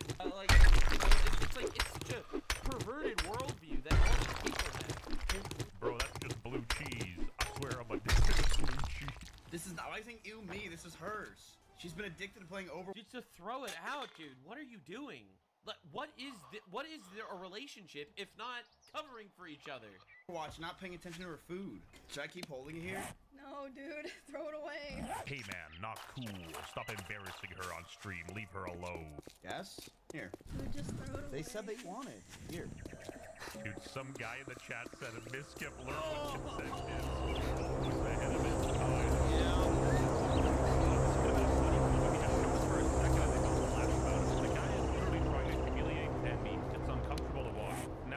Got the cheese touch for real. Oh, this is an argument from our previous video where Miskip was immature. Dude, you got me defending Emiru, and apparently I hate women. So you have to understand how diabolical it is. Me defending a woman? Oh God, you must suck if I'm out here defending women on the internet. Just saying. Sure, but I found a TikTok with like millions of views and the comments are gold. Basically showing he's self-aware and still doesn't respect her. Perfect example of a narcissist. And he's ugly? Absolutely. Oh, there we go. What chapter does he... Emmy was also violent. She would throw clothes or plushies at me, and I punched holes in the walls or slammed doors in aggression. Now we got Roblox edits of Miskip now. Anyway, if you guys don't know the Miskip lore, this dude started out as Ice Poseidon's cameraman, and even Ice Poseidon chimed in. Miskip used to be my cameraman for my streams, and then he would, then he started streaming on Twitch, and then I told my viewers, hey, go check out this guy, and he got a boost in viewership from that. No, I literally made him. Yeah, no, it's true. A while ago, he was like, Miskip, I brought you into this world, and now I'm taking you out. And it's just like screenshots of Miskip saying the N-word. I mean, to be fair, that is literally not even remotely close to the worst thing he's done. In fact, I would say that that makes me like him a little more. I will not lie to you. Bada bing, bada boom. But yeah, honestly, isn't it crazy that Miskip would use Emiru to go viral all the time? Like, all of Miskip's most popular clips were with Emiru. Isn't it poetic that the most popular and the most viral Miz has ever been, even now, is because of Emiru? This is his legacy. And like, Asmongold nailed it. Whatever happened to Demon Time, bro? He's talked the talk, and now he's got to walk the walk. It's time to go full Demon Time. Yeah, and what exactly is that time, huh? Everything and all of that. I've noticed that, I don't know what happened, but like, he just didn't even go live. Remember, like, just talking about like, it's time for me to go, demon mode. Demon Time. This guy thought he was a Joker, and it turns out he was just a joke. Ain't that sad? After all those streams and all that work and everything that he did, 10 years being a streamer and a content creator. Hey, my thumbnail work is generational. It's getting random TikToks. That got canceled and said that he had plushies thrown at him. Emiru with her pile of it's pink amazing, projectiles. Man. It's almost like when you have a radical, and I mean this seriously, radical feminist leftist man. He just sucks every time, every single one of them. I have yet to meet one of these hyper feminized, goo-gah dudes out there chilling with hoes. All the time, not calling Emiru a hoe. They're definitely hoes. This is wild. That she used to assault Miskip with. Apologize for... Racist Mark is going crazy. I mean, to be fair, I think that racism is not a nice thing, but that doesn't mean that it's not occasionally funny. That said, I think that someone saying the N-word isn't even remotely as bad as someone abusing women systematically for years. So yeah, no, I'm really glad we're on the same page here. Platforming Miz to the extent that I did, it was a mistake. I didn't know it at the time, but it was a mistake. I didn't know it at the time, but it was a mistake. I feel like this is literally bald man civil war. It's all the balls. They all come together and they're fighting to the death right now. Where some of the balls are superior and some of the balls are getting absolutely obliterated. They started an organization together. OTK, also known as One True Guest, who have seen literally everyone turn on Miskip. You know what I'm saying? It's literally bald on bald violence. That's crazy. It's kind of crazy. Man, that God has no bro, get a grip. Bro. It's getting even worse for Miskip. People are now accusing him of pulling a FaZe Lacey and view-botting. The only reason why I found out that botting was a thing was about Miskip. A lot of the replies to the Rusty clip are, imagine being mad with 20k viewers. Makes more sense when he knows half of it is fake. Twitch would explode if people didn't view bot. I'm pretty sure the platform is kept afloat by view bots. I wouldn't be shocked if you told me that pretty much every top streamer is view botting at least a couple thousand viewers. Mizqueef insults another streamer for nothing. Yeah, I asked Miz if I could bring Coco, and he said no. And I mean, look at the people that he's constantly collabing with. Are we surprised? I'm pretty sure you're a delusional fuckbag because I don't think I ever say no to you ever, and you're constantly saying no to things. I have your text. I'm not afraid. The fact that she has the text shows that she is afraid. That's crazy. How do people let him talk to them this way? He doesn't talk to them. Because he's rich. It's unironically the Harvey Weinstein of streaming. This is crazy. Men like that. He just pouts and runs away. No, that's actually so true. Around women, he's this tough guy who's pouring water around, and then when Tectone roasts him, he gets all depressed. I mean, to be fair, he could beat up women much easier than he could probably beat up Tectone. Tectone, much like Zoran Mamdani's aunt, is immune to bitches. Wait, Miz, did you eat breakfast this morning, Miz? Did I eat breakfast? Yeah, I just had breakfast 30 minutes ago. Yeah, you shouldn't have. You're looking fat as today, man. They ask you how you are, you just have to say that you're fine when you're not really fine. But you just can't get it. Any open message to Miz? Don't take kill yourself. Don't take kill yourself. Don't take kill yourself. Have some dignity and retire. That's my. You can interpret it as kill yourself. Yeah. My honest, like, you know, what advice do you have there? And you know what he did instead? He sued everyone, baby. Sued everyone. Covering that in a minute. At least it looks like he did take his advice and left the internet. Emerald. Yeah, the good ending is he accused the shit out of everybody. Just finished on Mizskip. You guys can't be doing this, man. Dude, this brings tears to my eyes. I'm feeling like Zico. What have I done? What have I done? Okay, at least I'm not this shameless. This is an actual thumbnail I found. Dude, this clip of Mizskip was floating around, and people were saying that he grabbed this girl on purpose and made her uncomfortable.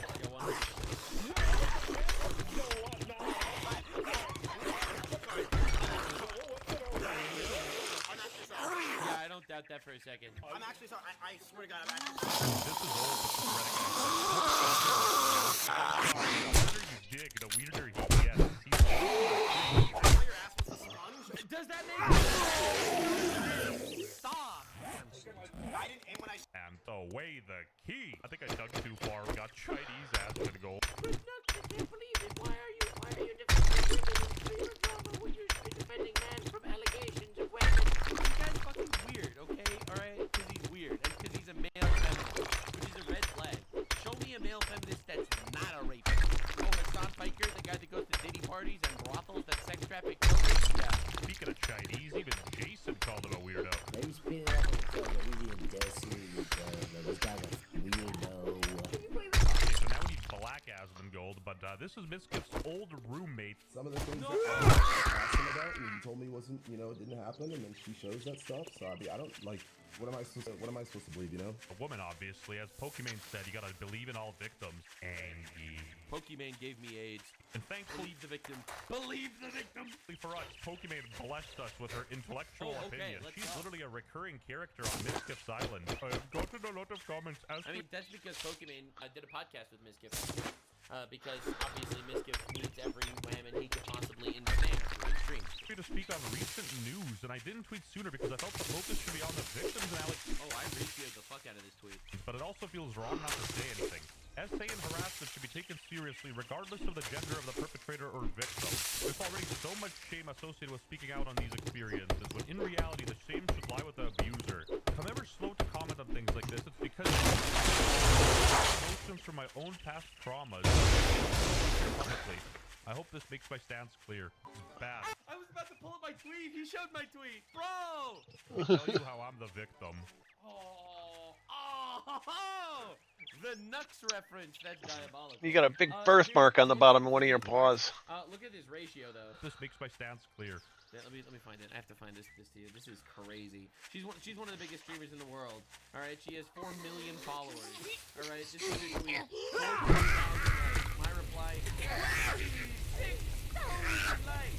That's what we call it. You see, chat, I am harassing women in this stream, which makes me based again. I was worried that I was a little bit too much, but I'm really glad that we got some correction for this video, so that you don't think I'm God forbid misogynistic enough. Holy. Now let me tell you how I'm the victim. Way to make it about yourself, my God. Get in there and make it about you. Alright. It is insanely comical how these quote-unquote Pogger streamers are suffering in today's climate because they're ingenuine as hell. Sadly, unfortunately, we ran out of time for this video. Dude, alright, so the final update, the lawsuit. Let's see what we got. Just Grief is suing Asmongold and Emeru. Suing Emeru and Asmongold for defamation. He is seeking damages for reputational harm, lost earnings, and emotional distress. Bro was literally crying on stream, turned off the stream, and went to work with his lawyers. Yep. Mischief Enterprises, LLC, the plaintiff, versus Emily, Zach, which is Asmongold, OTK Media, One True King, Mythic Talent Management, and King Gaming Lab. Dude, I don't know, man, what we do about this, because, I am actually part of Mythic Talent. I don't know if that means I'm actually involved here or anything. Probably not. I don't know what he could sue me for aside from insulting him, but, you know.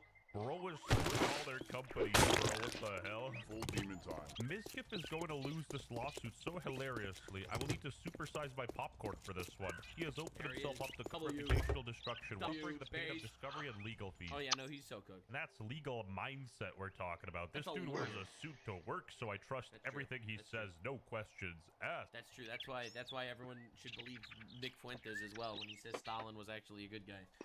Yeah, absolutely. If you wear a suit, you immediately are believed. How is Mischief suing Emeru for defamation when his live stream was him admitting to everything she claimed? Exactly! That's exactly what I'm saying. Why are you defending Emeru when you're attaching Mischief allegation? He admitted it! The filing further alleges that Hoyt repeatedly called Radu an aggressor and abuser during his own live streams, amplifying the accusations to millions of viewers. Radu claims these statements are false and have caused significant harm to his reputation and career. Shortly after the live stream, OTK Media, co-founded by Reno Otto, sent him a termination letter stating the nature of Emeru's allegations and announced it was reclaiming more than 1 million shares of company stock without compensation. The complaint asserts that no contractual breaches occurred. Mythic Talent and King Gaming Labs also claimed breaches and demanded Reno Otto owed more than $600,000 to Mythic for management fees. Woo! That means I'm not involved. It's just they want the Mythic Talent Company to pay them. They're not going after the actual people signed with Mythic. Huge W. I am not involved. I am not getting sued. I am alive. Huge W. Reno Otto is seeking damages for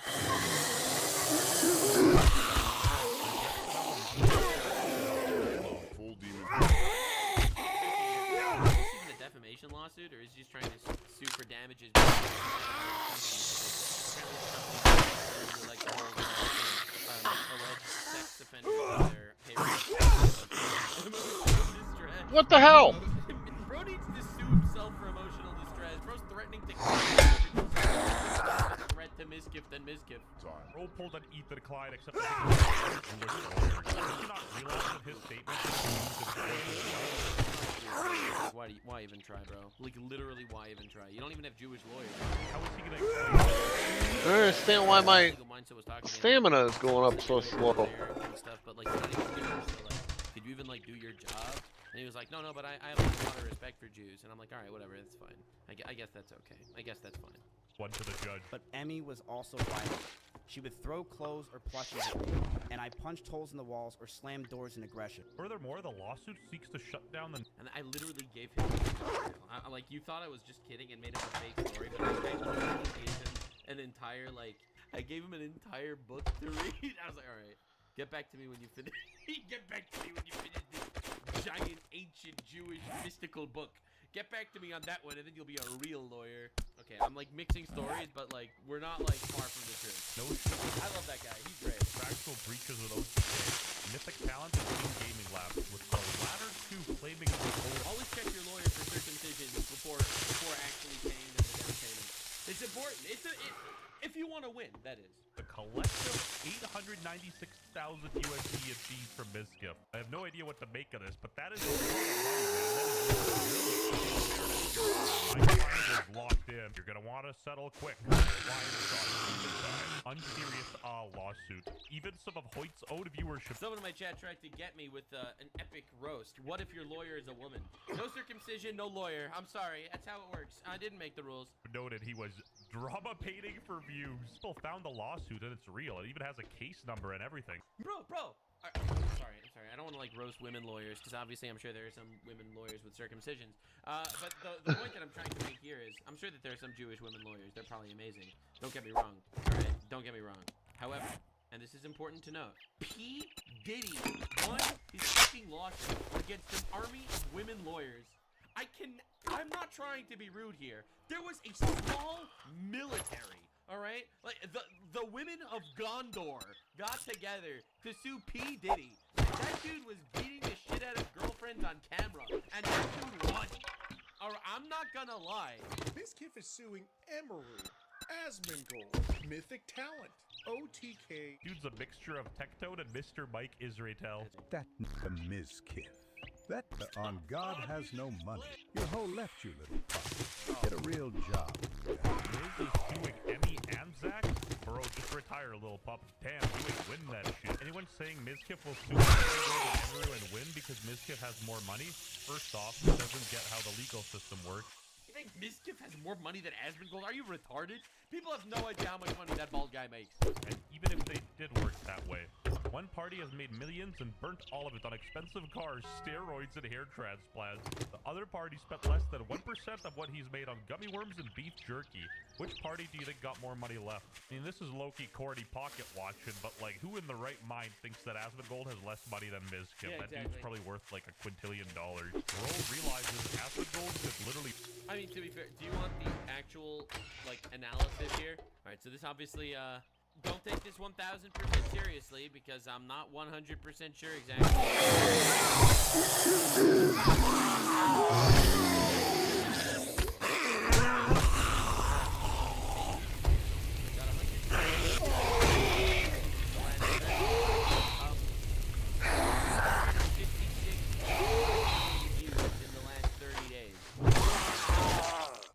Let's do some quick maths. Just pull up the calculator. We pull up the calculator. 150.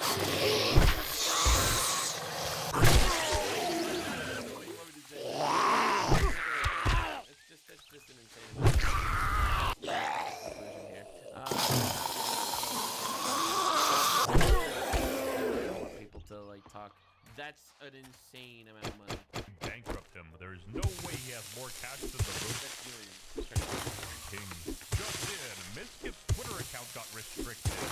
Cautious. No, this account is temporarily restricted. Unusual activity from this account. What? I think the Twitter dev heard he was going full demon time and they had to take protective measures. Full demon time. They got another bullet in the chat. SA'd her and also claimed that he blackmailed her and stalks her currently. I don't know who this bald guy is, but Loki, he got more aura than Tectone. So Mizkif went demon time and filed a lawsuit. This bitch needs a reality check. Mizkif truly is a horrible person. The audacity to do this after all the bad things he has done is insane. It's not defamation when it's true. Mind you, this is not the first time Mizkif has been in a defamation lawsuit. Is Asmongold really wrong about what he said about Mizkif? Even in Mizkif's response, he accepted responsibilities for the holes in the wall and majority of his behavior. Unironically, this is cloud activity. Why do that big live stream bombshell if you're gonna sue people afterwards and people can use your words against you? I mean, to be honest, yeah, it is true. Mizkif was. I think it's because he expected people to be on his side. I think that's the major difference. He expected people to be on his side after his live stream, and then it turns out everyone realized that he just admitted to everything. He wrote an apology on ChatGPT, and he's completely retarded. Everyone started looking into his past and realized he had a documented history of seemingly abusing his girlfriend. And now what are you going to do if not sue the guy? The defamation lawsuit before, but on the receiving end. Ladies and gentlemen, I found the full court filing. Oh my God. Put this into Fortnite. So basically, Mizkif queued up for real-life Fortnite lawsuit edition. Matt is dropping into Austin, Texas arena with full shield and a lawyer loadout. Suits former duo Emeru and Asmongold and the whole OTK squad. The complaints like, these ops stream sniped me IRL, stole my mythic loot, and spread fake callouts to the entire lobby. Oh my god, defamation. Mizkif says he spent 10 seasons grinding XP, building his creator empire brick by brick, and OTK just edited him out of his own base the second his ex dropped the drama. I'm not gonna lie, AI is awesome. All right, I know everyone's scared AI is gonna take over humanity, but nah, dude, nah. That's what God created AI for. Why are we still here? Just to suffer? Rinuado and defendant Shunk began dating in 2022. The relationship was not easy on either side. They would routinely face harassment from Shunk's followers, some of them who were stalking. You've got to stop. They got into arguments regularly, and Shunk herself in many of these arguments. Shunk would dress and behave in ways that Rinuado thought made her unsafe in light of the ongoing stalking from some of her followers. Hoyt, who streams under the handle that is a nothing statement. There's no way that'll win. Asmongold is part owner of OTK since Shunk's live stream has continuously defamed Rinuado on nearly a daily basis. He claimed, inter alia, Rinuado should be in jail, claimed he was abused, manipulating others, hurting other people, and becoming an aggressor. Real court documents are in. Bring back the Fortnite. Emeru allegedly went live and dumped the whole squad, saying Miz was wilded, while OTK panic-built a PR wall and yelled, "We're kicking him for moral reasons." They didn't even check the replay file, just rage quit him out the org and looted his 1.1 million shares like it was gold pump meta. Okay, I'm done. This is too much. Now here's the meat and potatoes. Defamation. Defendants. All right, so it's two parts. It's part damages from these companies firing him, and it's part defamation. And Hoyt have repeatedly published untrue defamatory statements concerning Rinuado to an audience of millions, painting him as a domestic abuser and emotional abuser. Okay, that all makes sense, but the thing that confuses me is, what's up with these weird arbitrary numbers, like the 800-something K? Like, why do they need money from Mizkif for administrative charges? If what he's alleging is true, then this is kind of weird, no? $800,000 pennies. Just give him 800 grand and tell him to f*** off. It's not about the money, it's about sending a message. I thought Zach's last name was Rar. Ironically, their names literally sound like a law firm. Shunk and Hoyt. Oh, I see. According to... Not Jewish. They would lose. Terrible law firm. They should be like Shunken Hoytstein or something, and then they'd have a chance. Shunkenberg and Hoytstein. Hoykenstein. I feel like... Well, good afternoon, jackass. What do you want? Mizkif took sponsorship deals without paying Mythic, his agent. Take a look, buy some shit, and get the hell out. Must have made millions. Basically, Mizkif wants his attorney fees covered, as well as damages causing reputational harm and loss of business goodwill, loss of earnings, loss of future earning potential, emotional distress, and mental anguish. Not so bad, but Emmy was also violent. She would throw clothes or plushies at me. I'm not a lawyer by any means, but defamation... I cannot believe he threw plushies at him. Him and his lawyer, Asmon Goldstein, is literally ready for battle. Lawsuits, from what I know, are very difficult to win because you actually have to prove malice and, like, intent. Bro really was the Joker. Thanks, buddy. Anywho, we'll see where this lawsuit ends up going. Anyway, if you made it dude, so if those of you that are unaware, he bullied someone in a previous defamation lawsuit, seemingly bullied her into silence. That's what it seemed like. He claimed like it was a big victory, but in reality, the other person seemingly did not necessarily have the money to fight him back. Anyway, we'll see what happens. This is just another instance of radical male feminist completely destroying his career because he's converted. And another day of Nux doing nothing and winning. Thank you for being here. Hope you enjoy. If you are like me, then you're probably thinking of Zoran Mamdani's aunt right now and what she went through in the wake of 9/11. Second of all, we have to feel bad for Mizkif's bunnies because he allegedly abused his girlfriends. Bye. Like, subscribe, and this video was streamed live on kick.com/Nuxanor. See you there. Stay weird, man. Anna's right. Anna's right. The problem is that toxic a-holes like Fetterman cause such cynicism that when people come by now, everybody goes, no, I don't want to vote for anybody.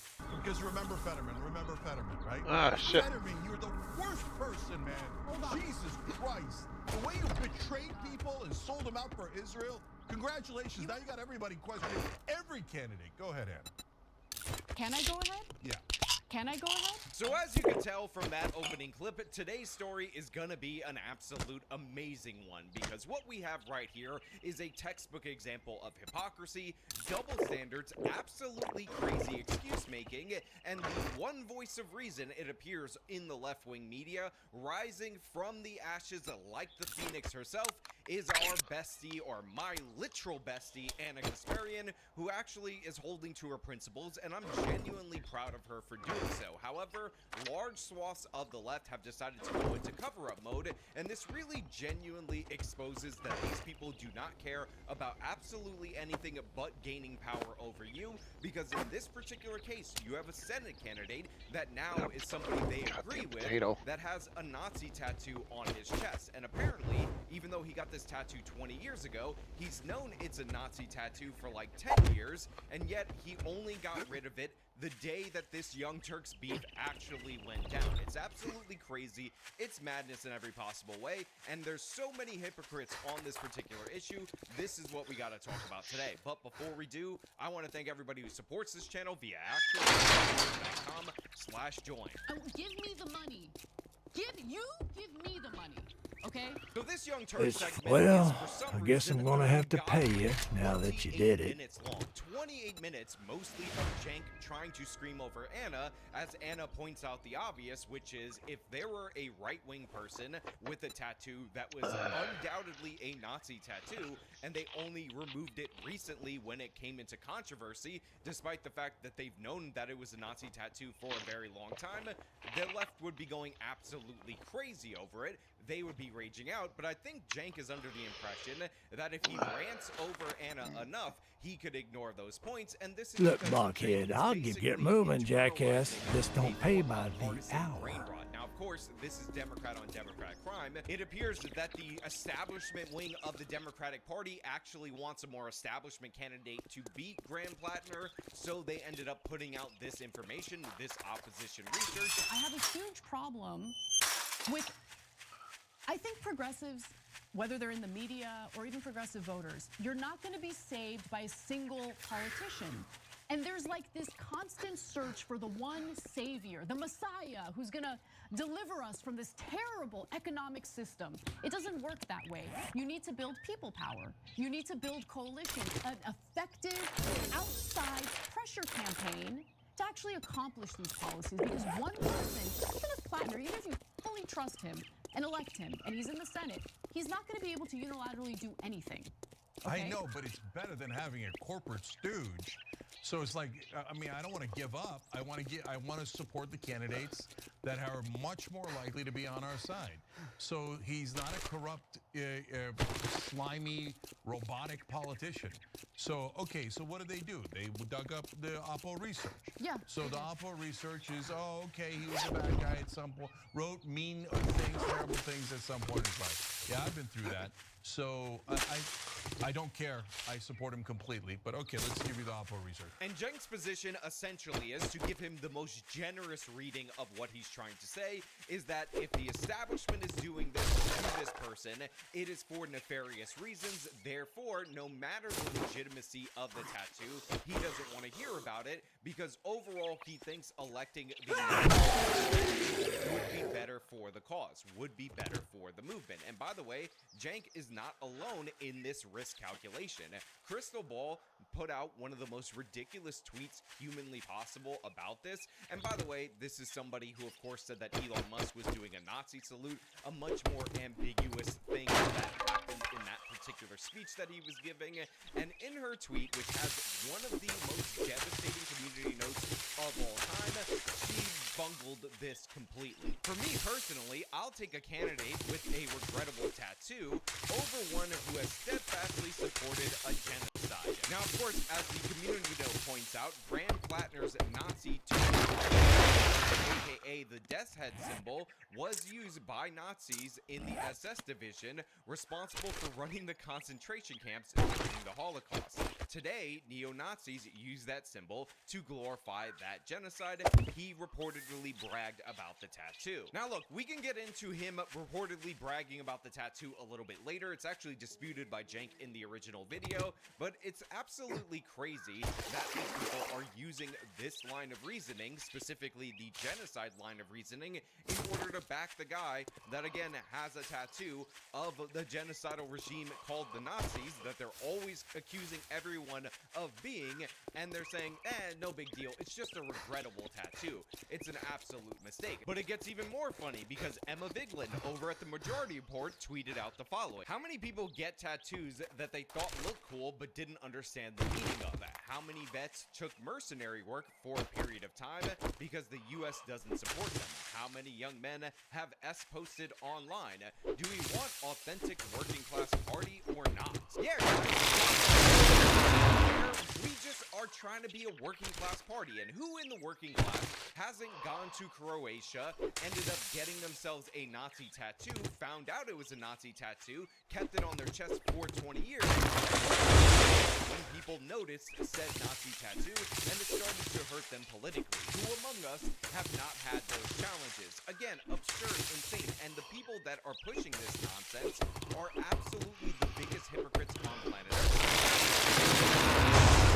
Episode with Emma Vigeland, and in that Culture War episode, she decided to imply that Tim Pool was a Nazi of all people, based on the fact that a neo-Nazi shooter had 2 screenshots, or actually 4 screenshots, but 2 of them were duplicates, so 2 unique screenshots on his Facebook or on his phone, and then he went and did a shooting. How about the fact that you called the shooter in the neo-Nazi Texas shooter who watched your program, you called that a false flag? Because you don't even know anything about that story.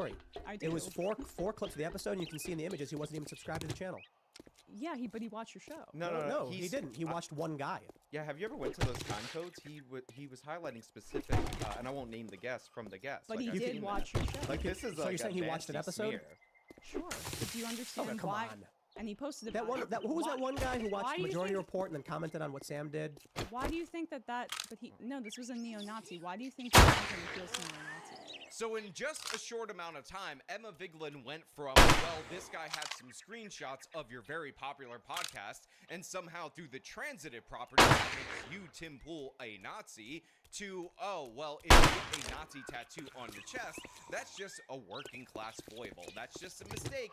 You know, what are you going to do in that situation? And again, I'm not somebody who is impartial to the argument that you got a regrettable tattoo. There was a woman that I was dating before I met my wife, and one day she came home from being out overnight because she was working late with a tattoo on her lower back that said property of Hector. And she told me that she actually intended for that tattoo to say I love you, Sean, and it was just a mistake at the tattoo parlor, and I just think that happens to be perfectly understandable. You know what? Let me pull up a picture of said tattoo so you guys can see it.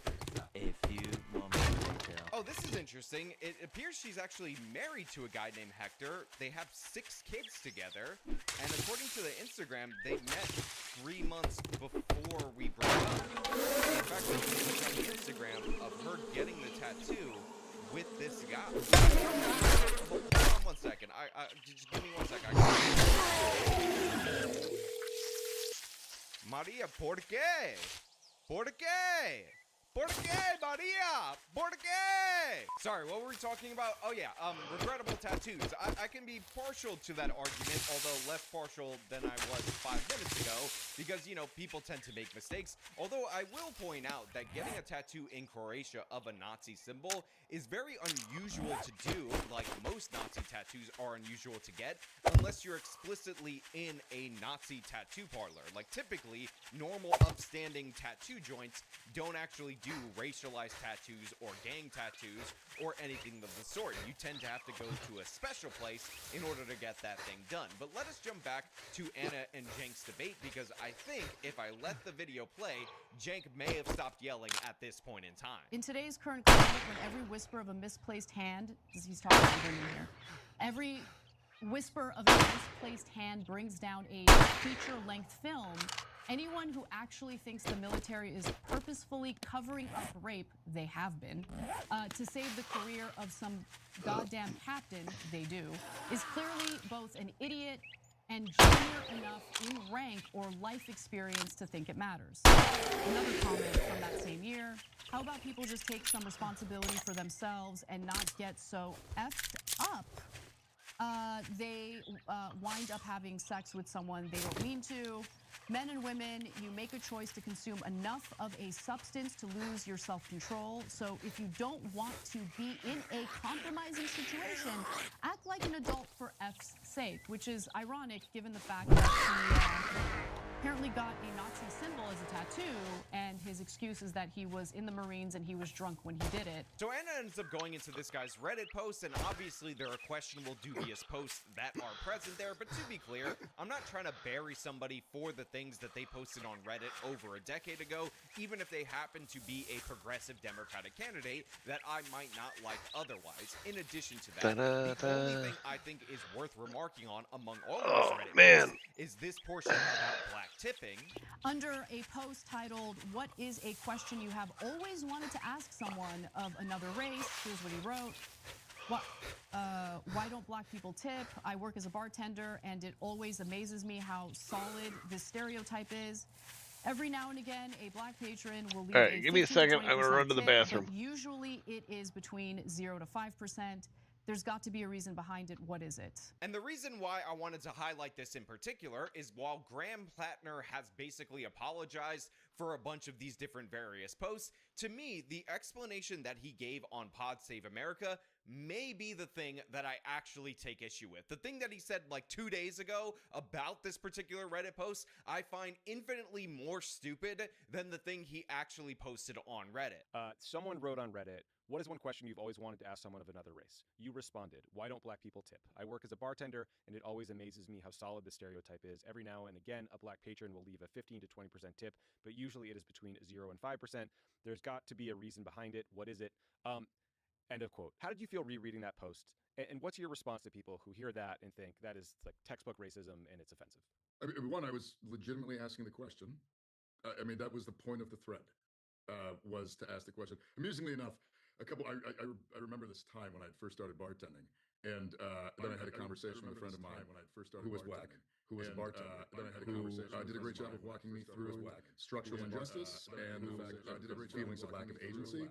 There were a whole bunch of reasons, and I acted out of feelings of lack of agency. Perfect sense. So look, if you guys track this guy's history and of course his tattoo, then what you might end up realizing is that in his 20s, he was likely a Nazi. In his 30s, he flipped to being a communist. And now in his 40s, he's running as a progressive. And as you could see, he has definitely caught on to that woke mind virus right there, because his explanation of how he asked about this on Reddit, but then he found out that the reason that black people don't tip is due to the fact that they have systemic oppression in their history and they feel like that they don't have agency over their lives. That is just nonsense. That's more disqualifying than any of the Reddit posts put together, and if you were to times them by 10, because it's such a stupid comment. Let me give you guys a little bit of a hint on why there's a stereotype around black people not tipping at restaurants. Ready for it? I'm gonna break it down for you.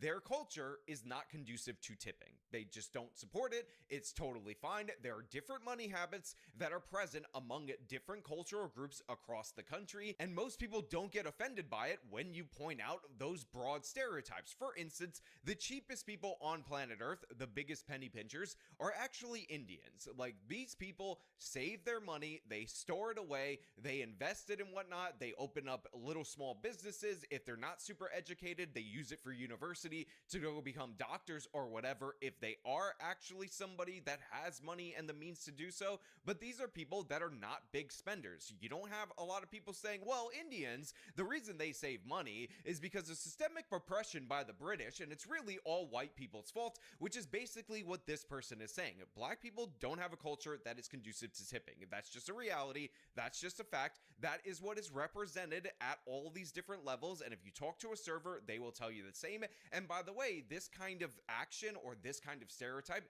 ends up creating a situation where waiters and servers, thinking that they're not going to be tipped well, will offer them worse service. So then they get offered worse service, they tip less, and that leads to them getting offered worse service after that, and eventually you end up in a debt spiral where you have a waiter back, 12 years ago, whenever he wrote this Reddit post, wondering why the average tip from a black customer is 0 to 5%. Now look, I say this not to disparage black people. A bunch of people have different tipping cultures. If you live in a place like New York City like me, you go out to dinner with a lot of people, you will find this out a lot. I think you should tip your servers generously, but also I do think tipping culture is kind of completely out of hand in the United States of America. Like, if I'm going to a store and you're not providing me any kind of service, and you put up a screen that has a 30% tip option when we're making the transaction at the register, I don't think I can handle that anymore. That needs to be cut out. And honestly, if black people want to join with me to fight against that, I will walk arm in arm with you, brothers. I'm totally on board with that. I totally get it. But the idea that this is the product of systemic structural oppression is absurd and insane. Again, black people who work in the restaurant industry will tell you that this just happens to be a thing that is more common among black Americans. It doesn't mean you should give them worse service. It doesn't mean that some black Americans don't tip. It just means that culturally they are less likely to tip than certain other groups, and maybe they're more likely to tip than other groups that I don't know, okay? Like, it's just a thing. Like, relax. Not everything has to be systemic oppression. The idea that black people aren't tipping you and that somehow still makes them the victim is you pandering obnoxiously to these people. And also, I want to point out that Maine's like one of the whitest states in the union, so who are you even running to that are black people in the service industry when you're in Maine? Just shut up, honestly, guy. You were making a joke in 2013. Stand by it. Be a man. Honestly, this might be a little bit worse than the Nazi tattoo, but for the fact that it was quite literally a Nazi tattoo. There's more. I mean, there's a lot, right? The biggest issue I have is the tattoo. So I want to get to that in just a minute, but before I do, thoughts, Cenk? Yeah, I mean, so he also said that he was a communist, he was a socialist, he said disparaging things about cops, and the list goes on. Okay, so by the way, he's a communist and a Nazi. Curious. You're right to point out the irony of don't do stupid stuff while you're drunk. Oh, I did a stupid thing while I was drunk. Totally right to point out that. Rape is okay. No, he didn't say rape is okay. He didn't say that. Right. Okay, and so, but it doesn't matter because it was those comments were 12 years ago. Look, guys, this is needle in a haystack. Okay, now maybe they found a couple of needles here, but most of the times, the other thing that's different is the tattoo. Okay, so we're going to the tattoo too, or at least give his explanation. So, but whenever there's an outsider on the left or the right, now on the right usually they have like tons of baggage, like Herschel Walker, etc. But on the left, this guy has had no issues up until now. He has been fantastic on the campaign trail. He's been open to independence and even the right, right? Cenk, of course, he said, oh, this is needle in a haystack. This is 12 years ago. And I would just point out that Cenk is the Yikes. From decades ago, doesn't even matter, and throwing it in their face. But now all of a sudden, because this guy agrees with them on Israel, on healthcare policy, and other things that he thinks matter more than all the smears that he didn't like, he's dismissing, he's hand-waving it. When you get into the Senate, you work for the donor class, you understand? Janet Mills like, of course, sir, of course, sir. So, and she's 77, man. Jesus Christ, man. You know what their problem is? They're running out of people who will sell their soul to the donor class. So they have to keep going to people above 70 and 80 who've been doing it their whole lives. So that's why they're doing it. And so they look for stuff that's wrong in your life. Now you're a guy who served 4 tours in Iraq and Afghanistan. Guess what? Do I believe that he had PTSD? Yes. Do I believe that he's a different person today than he was when he wrote those posts? Yes, because I got eyes and ears. Because he doesn't know that, right? And I have personal experience.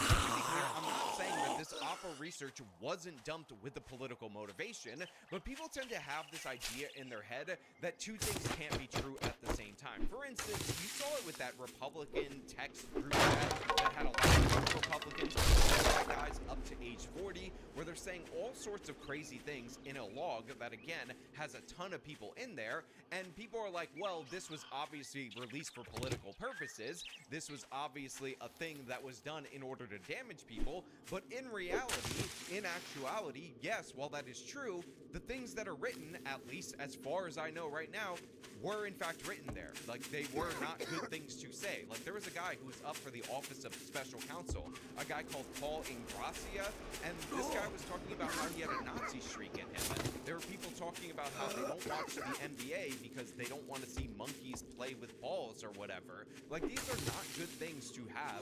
Again, it is a stain on those people, and while there could be more context that actually makes it seem like this was not as bad as it seems, and I don't doubt that there's additional context and probably additional worse things that are being withheld by the video. They should just release the entirety of the log so we could go through them ourselves. I don't like the idea of this Ingrassia guy saying that he's sorry or it's regrettable or whatever about the text messages and then denying it when again, he's supposed to go to the office of special counsel. Like, this guy's supposed to work a serious government position, and he's talking all this nonsense, and people want to give it a free pass because the left openly praises the murder of Charlie Kirk and all these other things. And yes, while I think the overhype of this chat is something to be commented on, and I find it incredibly hypocritical that people who have nothing to say about Jay Jones calling for the murder in his private messages of Republicans, who, by the way, are being nice to a Democrat that had passed away. I do think that, yeah, a 30-year-old person is not a guy, and he did say those things, as far as we could tell, that he said, and he's up for a serious government position, so the criticism of him is, in fact, warranted. And by the way, I also found it hilarious that this guy basically has the special counsel position because mommy and daddy raised like $900,000 for the Trump campaign, so essentially he bought that government position, and this is what blew him up. So the guy's like a Nepo baby who ended up getting into this position, was about to be confirmed by the Senate, and then his own messages, because he can't handle it at age 30, ended up undermining it. Also, it might be a little bit too Gen Z for me for this guy to have his mom call senators on his behalf to tell him what a good boy he is and that he should get this job. I mean, look, I understand that parents may be more involved in their children's lives later in life, but you're 30 years old going up for a serious government position, and mommy has to call big bad senators in order to get you confirmed. It's just a little too ridiculous for you. I'm not saying anything. I'm just saying. Shame on y'all. Not to mention, he also has some allegations that were withdrawn of some kind of sexual harassment and whatnot, and all of this stuff put together, to me, is more commented when somebody is entering a position. Now, again, you want to prioritize this versus that, I think that's totally fine. Obviously, the people who say are worse. Obviously, Jay Jones calling for direct violence against specific individuals in his private text are worse, but the idea that we that something is not bad or something is totally okay, and then we're going to turn around and do what's being done to the partner guy, I don't think is fair, and I don't think you actually achieve something when you abandon your principles. You know, a lot of people say, what have conservatives actually conserved? And that is a good question. I think it's a valid question. If you're not conserving your values, if you're not implementing them in your own lives, that's how you end up in a situation where everybody is just vying for power and acting like total freaks, and honestly making the political system much more disgusting. For me, they did the same exact thing. Doug, couldn't find any material, never hurt anyone, nothing against consent, nothing, right? But you never got a Nazi tattoo. And kept it on your body for like 20 years. Okay, hold on, we're gonna get to that. So then they found something that I wrote in the 1990s, right? Was I a different person? Yes, I was a Republican, I was a conservative, I was a shock jock, I was trying to get attention, etc., right? So, no, that's it, you're stained forever. All right, let's look at Janet Mills' life, okay? And all the corporate goons that she's represented her whole life. How about we look at Chuck Schumer's life, okay? When I'm watching this video right here, this back and forth between Cenk and Anna, the person I would way rather sit down and talk to is Anna over Cenk. Possibly in Miami on that Her Take show. Largo's to get that lobster. Fantastic. Grilled mahi tacos. No secondary motivation in my selection at all, by the way. But yeah, I would way rather talk to Inexperian than Cenk Uygur because Anna is obviously analyzing the situation point by point, and she's making her determination based on that. And she also has an absolutely great point, a wonderful point right here for Cenk. And Cenk does not take this well at all whatsoever. I will never vote for one of those Chuck Schumer dudes, okay?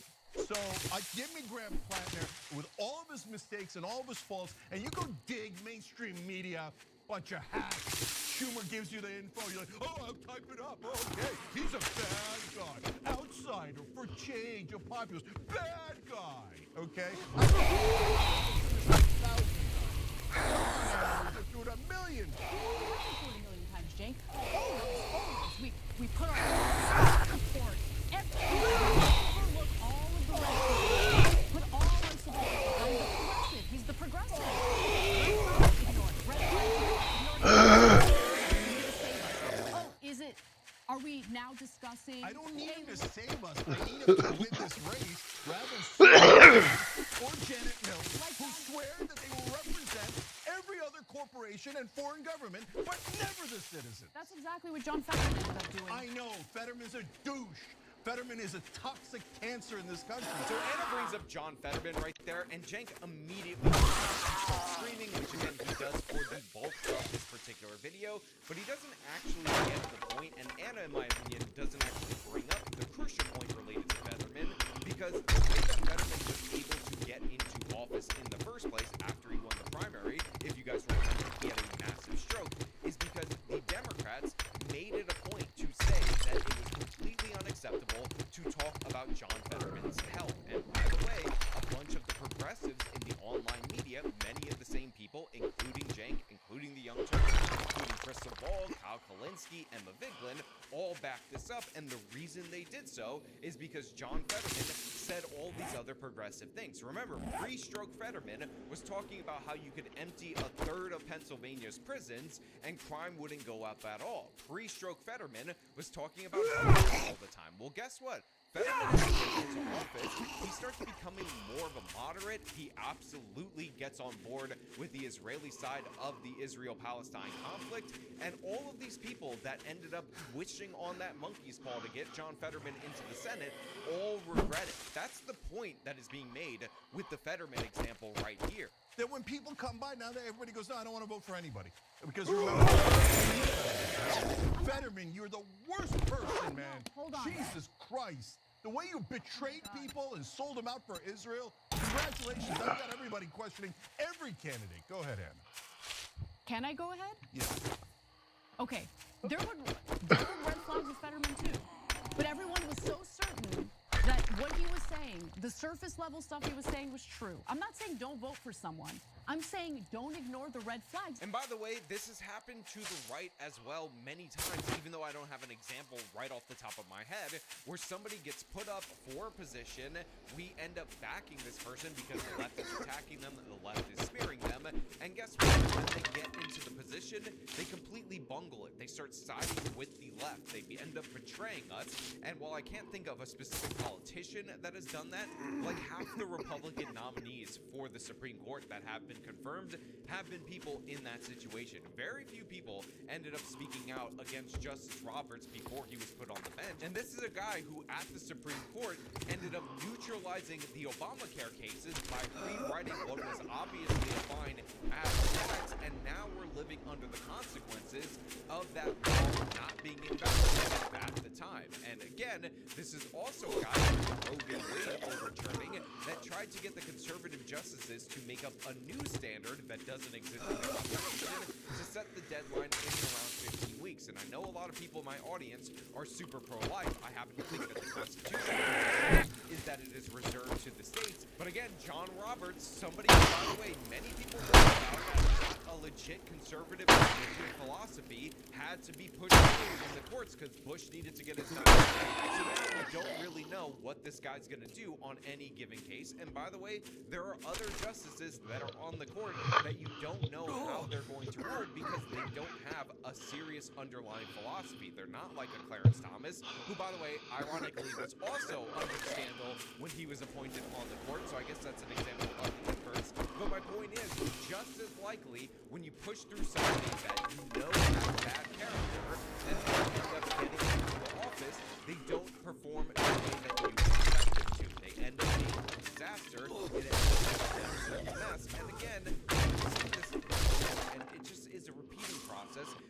further divide the country. More importantly, how does the left not see this? Maybe they don't see it because they didn't go through what I went through. But how do you, like, ruin someone's life? The Majority Report do 5 videos on me saying I don't like calling women birthing people, and that's worthy of full cancellation. You are irredeemable. You are a TERF. You are a transphobe. You are garbage, right? How does that happen? But suddenly we find ourselves in a situation where the very same people are defending a guy who got a freaking Nazi tattoo, and he claimed he didn't know it was a Nazi symbol when he got it. Okay, maybe I will give him that. I find it dubious, but okay, even if I took that for face value, he was drunk, he was in the Marines, he didn't know. Then he keeps it on his body and doesn't cover it up for like 20 years? It was the opposite. But to your point, look. And that's not cancelable, right? No, but you're. I'm getting angry at the exact same people. Right? I know, but at the wrong side of it. The correct answer isn't they should also cancel Graham Plantner. The correct answer is instead of being greedy douches who are like, oh, we're gonna get another left winger. We're gonna grab their audience. Yeah, I said it, Emma and Sam. Okay. Oh, let's cancel them. They said something slightly wrong. So you should hate them for that, not go cancel Graham Plantner to make it equal. Listen. Look, I'm not gonna lie, I do absolutely love this particular exchange, and it is a shame that this video only has 37,000 views on the Turks, because Cenk is just cutting Anna off, and you can see those rage bubbling up in her as she's trying to be more reasonable, but Cenk is essentially using the strategy of when you're caught dead to rights, you know, whether you're in any kind of relationship, all-out blitz, assault, and whatnot, in order to, you know, not reveal the fact that you have no defenses for what's coming at you next. And Anna obviously not having it. Also, bringing up the point that I highlighted earlier, is a lot of the same people that went after her for minor transgressions against the left are defending this person, Emma Vigeland, the Majority Report, and how that's absolutely insane. She brings up the example, but honestly, I think a haha, you're even more on fire. ended up doing to Anna. And by the way, this is so he should be more understanding of who these people are that he's posting a video that was a compilation of Anna saying the N-word. Now, the black person the N-word or anything of the sort. This was from an era where if somebody said the N-word, when you were actually quoting them, you would say the actual word. And every single one of those segments, without any shadow of a doubt, were Cenk and Anna condemning the user of said word. But Olay puts that together, and she says that Anna doesn't want to be called a birthing person, but she'll call you the N-word, and all these different various lefties all backed Olay, even though she was clearly and obviously lying and weaponizing allegations of racism, or allegations, as the super mayor would say. False allegations and not facts. In order to attack Anna, who again stated a reasonable position. So these are the people that Cenk is aligning with right now. These are the people that Cenk is getting on board with, and again, it's all just to serve his immediate political interests. I'd like to point out the hypocrisy. Oh, I like Plantner and I like this, that, and other thing. They can have the worst things ever, like things that are halfway okay with race. Nazi tattoo. Yeah, they can have all of that and they won't cancel them. Oh, but one of my competitors, ooh, they said something 1% off. Cancel them, cancel them. So guys, forget Majority Report. Who cares? They're a bunch of nobodies. They're all cry here about it. I know. Oh, we're gonna target you guys. We're gonna try to smear you. I've seen all of it, guys. I've been through all of it from the left, the right, the middle. That's not the point. The point is, do not let them keep canceling us. I don't mean us as in the young terms. I mean all of us. The populists, the outsiders, the change agents, the progressives. And when someone on the left is canceling Do people actually listen to this guy? Super wary. Because they're probably doing it for deeply selfish reasons. Cenk. I can't defend the tattoo. He did. All right, let's show him the tattoo. All right, so let me give you all the details on it. So, this tattoo, are we allowed to show the imagery? I don't even know. I don't know, man. There's so many stupid rules. I mean, how can people judge if we don't show it to them? So show it to them. Okay, so this is the tattoo. You're going to see his tattoo on the symbol is on the right-hand side. So the symbol on the right is an insignia that was used by Nazi death head units. So literally, it's a Nazi symbol. It's called Totenkopf. And Plaid's former political director, Genevieve McDonald, wrote that Graham has an anti-Semitic tattoo on his chest. He's not an idiot. He's a military history buff. Maybe he didn't know when he got it, but he got it years ago, and he should have it covered up because he knows damn well what it means. But he didn't cover it up until like 10 minutes ago. Like it was announced today that he's covering it up, or did cover it up. For all the bluster and whatnot, Jake is actually pretty honest about this. And considering I wrote my response tweets to Emma and Crystal Ball prior to this segment airing, live by the way, which I did watch it live, I find it funny that Jake is exactly confirming how many of these people would react to this. And again, I want to say and reiterate, I'm proud of Anna for standing up on principle on this. I think we would all do a little bit better if we did so ourselves. And for those of you who say, oh, well, when you call out our side, it won't help us win. Guys, I'm in the media. I'm not running for office. Obviously, I have a worldview, but my worldview is based on what I think would actually improve this nation, not what I think will help the Republicans win in the short term. And that means that at certain points in time, even when everybody's getting on board with something, I'm going to tell you that this is a bad idea, that you're on a train to nowhere, you're about to drive off a cliff, and you're not going to be able to chain me into not doing that by saying, Sean, that's not part of the team.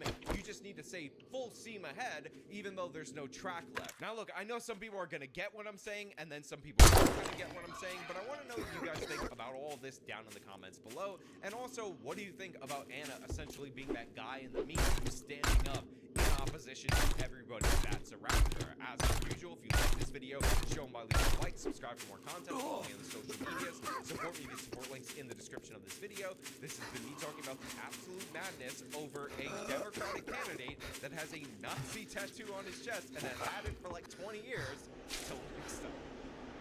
The word influencer is without a doubt one of the worst terms we've ever widely adopted. It is just such a yucky term, but there's a way of making it even worse. You put the word mom in front of it. Mom influencer, upon just hearing that, induces nausea. It's like a real brown note. For those who don't know, the brown note is a legendary myth in music, basically a jutsu, but for sound. Fundamentally, it boils down to a frequency that, when exposed to a person, causes them to void their bowels, so you shit your pants when you hear the brown note and you have no control. The term mom influencer does something instead of just pooping your britches, you get sick. I think there's nothing wrong with mothers making internet content, Trader Jen says good night and stay safe. If not, but then there's a we'll patch you up in the morning. Into lunacy where you cross into the dark Are you side fucking kidding me? here. And I just got here. Influencers that use their children like props for them in their videos for their own online fame and clout. I feel like those kind of parents don't care about their children at all. They're just living vicariously through them in order to fulfill something in their life that they were unable to do on their own. So now they use their children for that online, brownie point shit and attention. And that's what we're talking about today, with one mom influencer in particular, her name's Katie, and a couple years ago she made a viral video about how her children were nearly kidnapped outside of a light post. And boy howdy, would you believe it, it turns out it was a load of baloney. She made it all up for internet clout. But this also came at the expense of two actual people here that she accused of being the ones that try and kidnap her kids, and she did report it to the police. So not only did she fabricate the story, she nearly had two innocent people fucked for life for this. So it is downright evil and degenerate. And now, it's a few years later, she has been convicted for lying about this. Her sentencing is upcoming, but it's very nice to see justice finally being served. It's a little upsetting it's taken so long, but you know what? We're here. Now let's get you caught up on the story, because it's a wild one. This morning, a popular social media influencer who falsely accused a couple of trying to kidnap her children, now convicted of lying about the whole ordeal. This week, my children were the targets of attempted kidnapping. This is the face of a fib. She's not being truthful. She now entered a quarter into the lie jar, and that that jar's gonna be filled to the brim after this case, because she's a fucking liar. So, Katie went on Instagram, made this story accusing 2 random people in a Michaels store she was at of trying to kidnap her kids outside of Michaels. I want to share that story with you in an effort to raise awareness as to what signs to look for. The whole idea behind all of this is so silly. Hey guys, my kids were almost kidnapped. Now let me tell you what I learned about this experience. Make sure to slap that like button for more kidnapping avoidance tutorials, and stay tuned next week where I throw my kids into a coal mine and we see what happens to their lungs so I can give you educational content on how to avoid children in coal mines. Like, what do you mean signs to look out for in the case here of the kidnapping outside of Michael's? What? Giant trench coat? If there's a couple with a huge trench coat and they're stuffing kids inside of there, it's big red flag. And watch out for the stork coming through and grabbing your kids with their big fucking talons. Like, what the fuck are you talking about? Now, of course, there could be real advice you could give to somebody on, like, signs to look out for creepy people that might be up to no good. Like, hey, maybe if these people are stalking you throughout Michael's and following you to your car, you know, then maybe you should alert people around you, that kind of thing. Or just making people aware, like, there's nothing wrong with involving outsiders if you feel like you're in a situation that could be potentially dangerous. That's all fine advice. But it's not the advice she's aiming to give here. She even says that, you know, the parents are too preoccupied with making sure their kids are masked up that they no longer look at them, so it just leaves an opportunity for a stranger to come in and fucking steal the stroller out from under their nose or something, like at least alludes to that. Keep in mind, this was a few years ago during the height of the pandemic, so masks were a huge talking point. So she makes, like, the point she's making about, like, signs to look out for are basically just, like, open your eyes. She's basically just telling people to be a parent. It's ridiculous. The story she tells here offers no good insight on things to be aware of, unless you're an absolute fucking oblivious idiot to everything around you. Like, these are all things people would absolutely notice and be uncomfortable with, the same way she is. Of course, it's all made up at the end of the day, but still, the purpose behind it and the message she tried to get across makes no sense. It's so laughable. Found the full video. It's like 15 minutes long, and it is one of the most descriptive things I've ever listened to for a completely make-believe story. She talks about this story like she's in a creative writing course and giving a presentation in front of the class for a piece of fiction that she wrote. Outrageous the detail she goes into, like when she's getting to the climax of her thing where the stroller was almost snatched and her children abducted. She's talking about like they took they did the hokey pokey and they turned themselves around.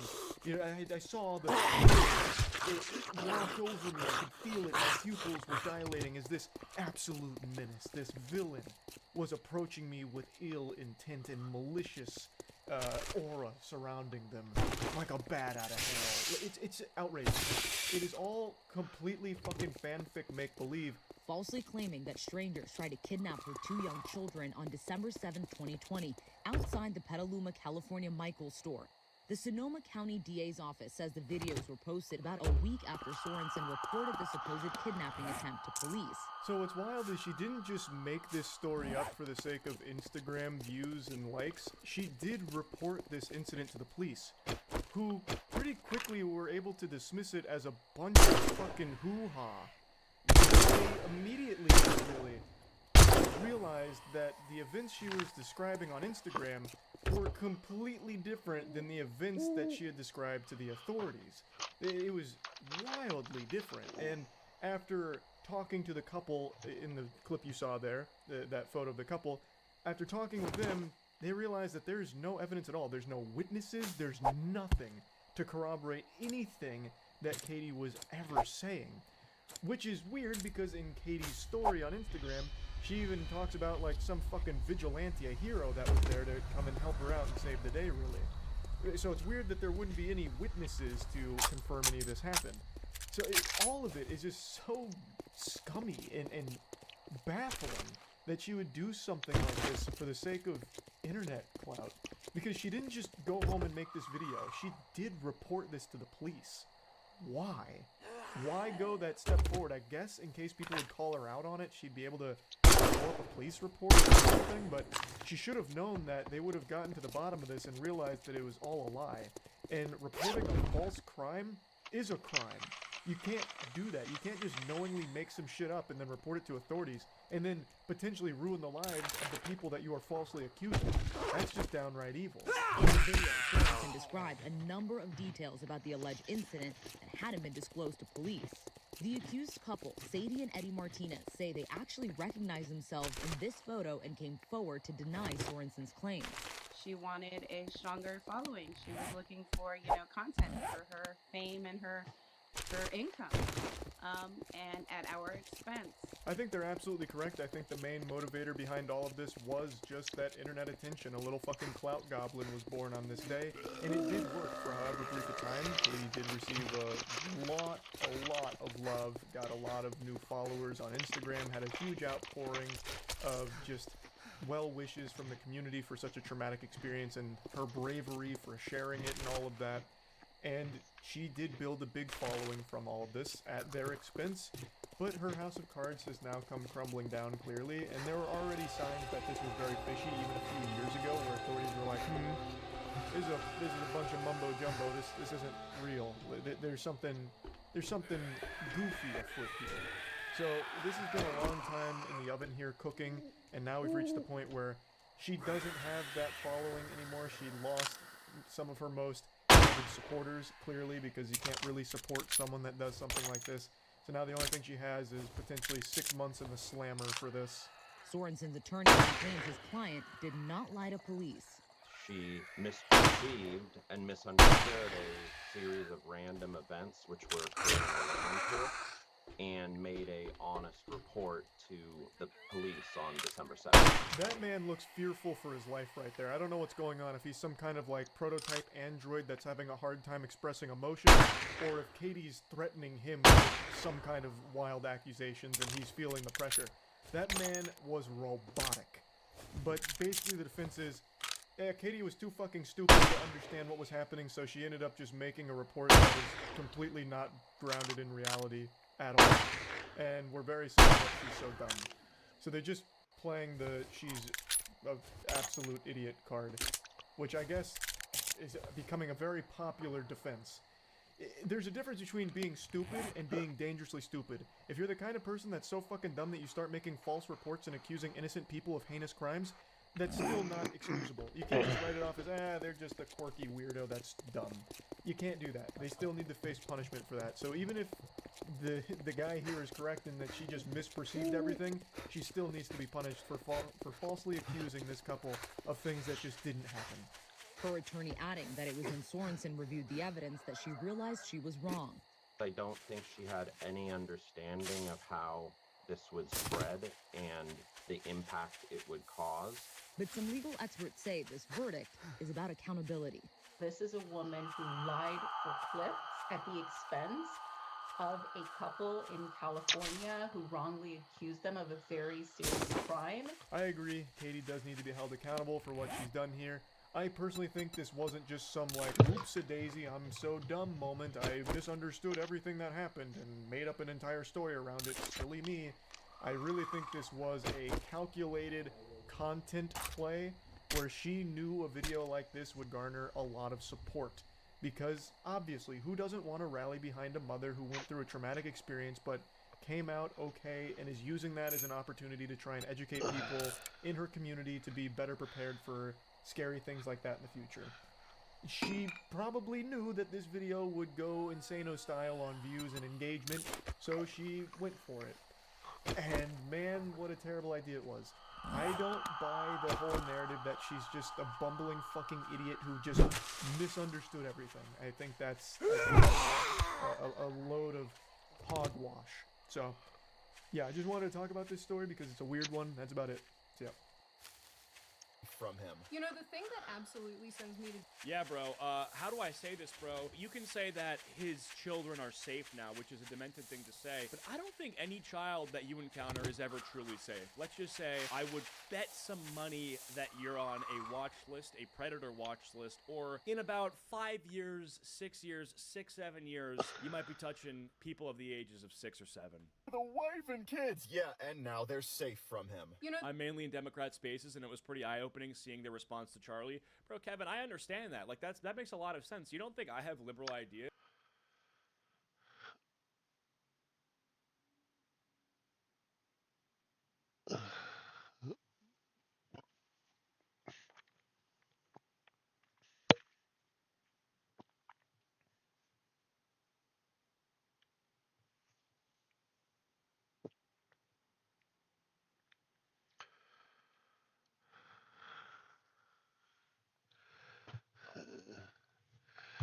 The worst streamers. Let's see how many crimes I've committed. How did my whole speech about how I need subs and to keep the stream going if you like the content, blah, blah, blah, how that results in 0 subs? There are regulars here. $5 a month. How do you have hours of time to watch me and not $5? I don't know. Wow. What are you doing with your life where you have hours of time to watch Holy this shit. and not $5 to provide for the content that you're watching? Because it's like people just really really don't respect me as a content creator. Well, this Parasite's right about one thing. Nobody respects her as a content creator. Now, I'm not going to mention this streamer by name because I'm pretty sure she loves negative publicity. She does fucked up shit all the time just to get her name out there. She subscribes to the idea that all publicity is good publicity, but fails to realize that when you're people liking you for money, having a negative public image literally fucking ruins you. And this one is definitely bigger than she anticipated because no one likes someone this shamelessly greedy.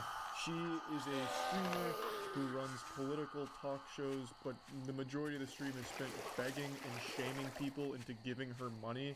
And it's some of the most pathetic shit I've seen on Twitch, and I've seen a lot of pitiful, sad shit on Twitch. I saw a man finger his butthole for a $20 donation on Twitch, and I still have more respect for that than I do her. At least him sticking his fingers in his asshole was more fun than all of her streams combined. And somehow him putting nearly his whole fist in his chocolate starfish was still classier than any of this girl's streams. At least he had the decency to not shame the viewers into giving him $20 for sticking fingers in a brown balloon knot. He wasn't on stream going, hello, you broke cheap ass viewers, I'm sitting here with my beautiful ass. Don't look into the camera. Nobody's giving me $20. My speech is giving me $20 and I'll finger my asshole. Didn't give me any money. What the fuck is wrong with you? He was very simple about it. He's like, you know what, $20 and I'll finger this asshole right here. You don't have to do it, but if you do, I'll fucking finger myself. And that's how it went. She's over here making a whole song and dance about it, making everyone just feel uncomfortable, and she's their money, which she absolutely doesn't deserve. She provides no value whatsoever. You might as well just flush $5 down a toilet. That's more value than giving it to this girl. Expecting like, how are you consuming this free entertainment? Like, how do you think free entertainment is available to you? It's because other people actually provide money so you can be a cheap ass. That's it. Other people provide money because they're generous and they see like a thing that they want to support. I'm not doing this for any money right now, so I'm doing this as a public service. That's the reality of it, period. Hey, what's going on, man? As a non-donating, non-sub. I'm just sitting here talking about how I'm doing this as a public service. I'm not getting paid to do it. But the reality is that you are leeching. Such a laughable sense of entitlement, especially when she has no talent at all. Also, she's not. Oh, we're doing all right. $0 from viewers that watch her for free. Twitch itself places an ad at the beginning of your stream, so when someone clicks on your stream, you're getting money just from that click. And I'm pretty sure she plays ads throughout her streams, which also gets her money from viewers that aren't donating or subbing to her. So I don't know why the fuck she thinks she possibly has the right to complain about not getting an extra $5 from people that either can't afford to or just don't want to because she isn't earning that $5. And she absolutely isn't earning that $5. All she does is insult the chat. She doesn't provide anything at all of value, and I'm pretty sure she hates streaming and only does it to just try and get money out of viewers or guilt them into giving her money, which is super shitty.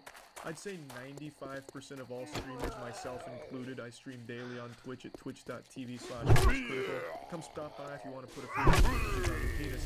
I'd say 95% of all streamers do it just because they love streaming. You know, I do. I don't think the majority of streamers are going around just constantly begging for subs and donations, but I know there definitely are a few, her being the biggest culprit, but I'd say the majority of streamers aren't like that. I like subs and views, but I'm not going to beg for them. For an hour. What the fuck?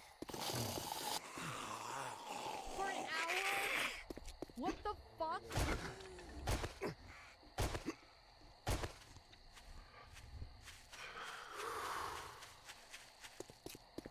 An hour when I fucking working for free? What the fuck? What a horrible, embarrassing perspective for someone to take No on shit. something like this. She has the worst possible attitude. I'm not going to go into her disgusting past. She's done a lot of really fucked up shit and said some fucked up shit.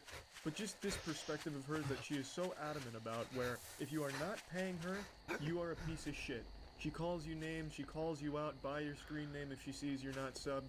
She is the most standoffish, unlikable person on that platform. And it's gotta be kind of embarrassing to be a subscriber. Dude, I am grateful for every person that shows up in my chat. Fuck about it.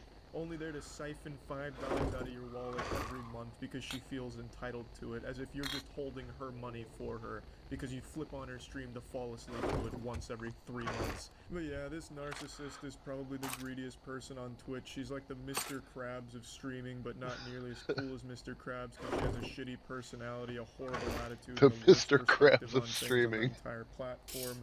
And the reason why this is getting retweeted and liked so much is because she's an attractive woman who didn't act like a nice person, which is what makes sexually frustrated incels angry. Woman not acting, woman out of her place, me mad. Yeah, this hero decides to make it an issue about her being a woman, despite the fact that that is irrelevant to why people don't like it. It's because people don't like someone that says shit like that and is that greedy and that disrespectful and that entitled. It has nothing to do with her being a woman. So this guy's trying to score some of those brownie points. Oh, Steven, please, look at me fight for you on Twitter. Please, let down your long hair. Now I may take my $5 and climb up and win over it. It's a really cool guy. Mike over here decides to call everyone that disagrees with her perspective an incel when he himself is like the fucking king of incels. Check out his first interaction with the streamer. That's fine. I think that's fine. So if a guy pays for my tab, I'm putting your attention. I feel like I touched, like, I touched a voice. can I help you? I think they want to go in. Okay. Whoa there, Mike. I think you made her a little too wet with that alpha energy. Yeah, man, you've definitely got a lot of room to be tossing the word incel around, huh? With game like that, what a fucking player. Great work, Mike. There are people sticking up for her, of course. Buyer's remorse. They've already paid for the subscription, and now they feel like they need to justify it to everyone in the world. Like what you like who you like, it's totally fucking fine. But there's very clear reasons why people don't like what she said that have nothing to do with her being a woman, Mike. It has to do with her attitude and her disrespect and that sense of entitlement that she thinks everyone has to fucking pay her to watch her, and then she guilts them into it and shames them and makes them fucking feel bad and attacks them for it, which is wrong, Mike. It's just fucking wrong and it's shitty. It's a bad look and it's pathetic. But anyway, yeah, that's about it. So yeah, it's not your birthday, or if it is, I wasn't invited to your party, but I brought you a surprise anyway. A trashy streamer who hit a pedestrian whilst driving distracted and most likely high out of her mind, and she's not a Kick streamer. I know, right? Kick right now is probably just wiping sweat from their brow like, finally, a crime that was streamed that wasn't on our platform, pumping their fist in the office, shaking each other's hands like they won the Super Bowl. She is a YouTube streamer, so let the celebrations commence at Kick. The Gatorade showers are probably in full effect over there. She streams on YouTube, and from what I can tell, I've only gone through like 3 I guess Kick is pretty bad, huh? Her streams revolve around how degenerate she is. She's usually very fucking high. According to the community that watches her, she does meth pretty often before driving. She's always on her phone while driving, and where all of her content takes place, so she's always looking at chat, getting donations, very distracted driving. And she also had an incident where she was doing park deliveries and giving groceries to a customer, and her dog is in the back seat with all of these groceries and ends up peeing on the chips and taking a shit on the other groceries with an entire worm that pops out of its ass like it's a scene out of Ozzy and Tricks. And how does she respond to that? She wipes the worm off of the groceries and then still delivers them to the customer who had no idea. I'm going to show you both of these clips here. I'm going to start with where she hit a pedestrian yesterday.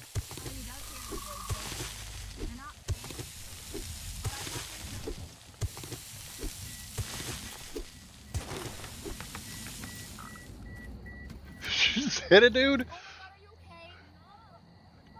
Wait, I gotta see this. I gotta see this. I was looking. I didn't see you. What the fuck? Didn't see her. And how does she respond to that?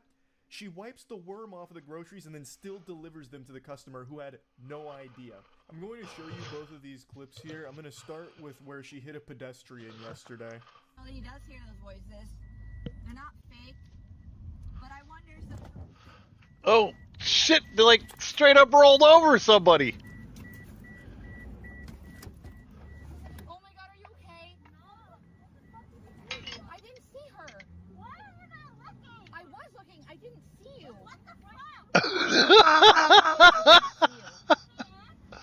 Hell no! Just tell me how I can help. Well, I don't know. Okay. Okay. Oh my god, you guys. I don't know what just happened, but it wasn't good. What do you mean you don't know what just happened? Are your eyes lagging? Is this a latency problem, like the ping's too bad so your eyes haven't caught up with what's going on here? Is your brain stuck in Narnia? Did you just leave? Being haven't caught up what just happened. Oh my god, you guys. Okay. Oh my god, you guys. I don't know what just happened, but it wasn't good. Did she just leave? I don't know what just happened. Are your eyes lagging? Is this a latency problem, like the ping's too bad so what's going on here? Is your brain stuck in Narnia? You just hit a human being because you're too fucking busy talking to your stream. You're not paying attention to the road. What's actually surprising here, this is one of the few times in all the clips I've seen where she actually is looking forward as opposed to like looking elsewhere and looking at her phone, and yet somehow she still doesn't see that there's people in front of her and she hits one, and then I guess still can't make heads or tails of what just happened. It's craziness. You are distracted and driving. It's a recipe for disaster. Luckily, she didn't kill this person, I don't think. Now, she has been arrested in the past, but this I don't think she's faced anything from yet, because she still is streaming, like even after this incident, and she has changed nothing about her stream. I plan on it. Can I park?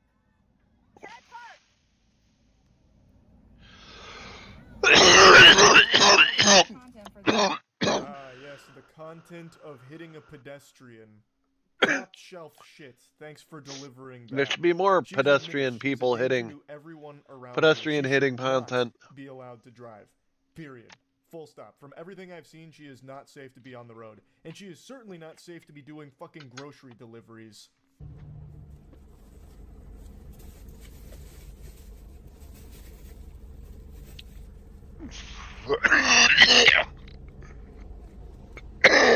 I did not need to see that.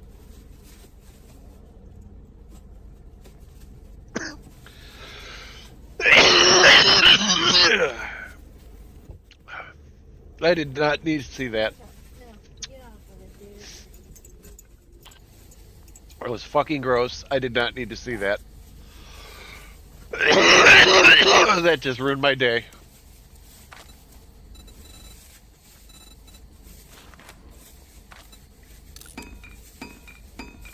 The worm that came out of the dog's ass has nothing on the worms that infest this lady's brain. Annoying. See what happened here, and it's not like she didn't know it happened. She literally cleaned off a fucking worm from the groceries, and they would have canceled the order because there's a level of decency with people where they wouldn't want to just fucking poison a stranger here. I don't think, at least. All right, I'd like to believe that. But she's instructed in an unorthodox manner. After wiping the worm from the groceries, she believed that everything was A-OK and primed for delivery.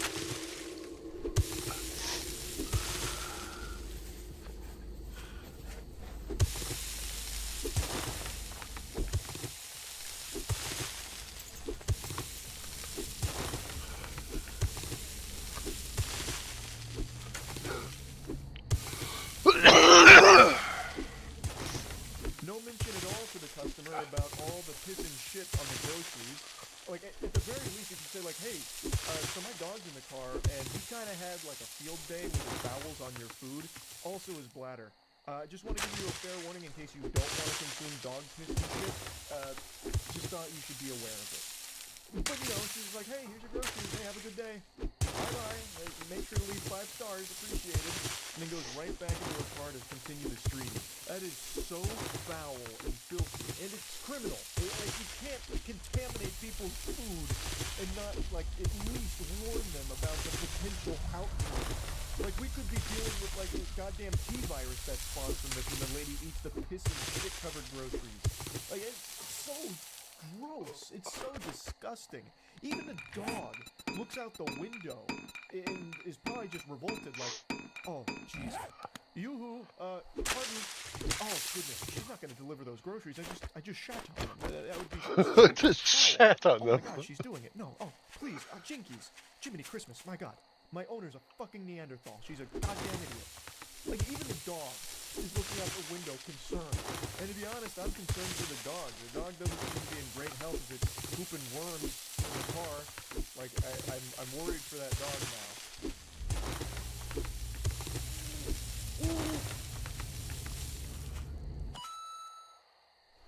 Abby always wins that $2 when we talk about how Abby dropped the deuce on their groceries.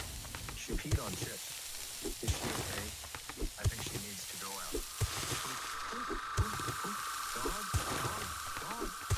The chatters are also concerned about the dog after seeing that, and yet there's no mention at all about the customer who is going to unknowingly consume the dump doomsday that was just produced on top of their food.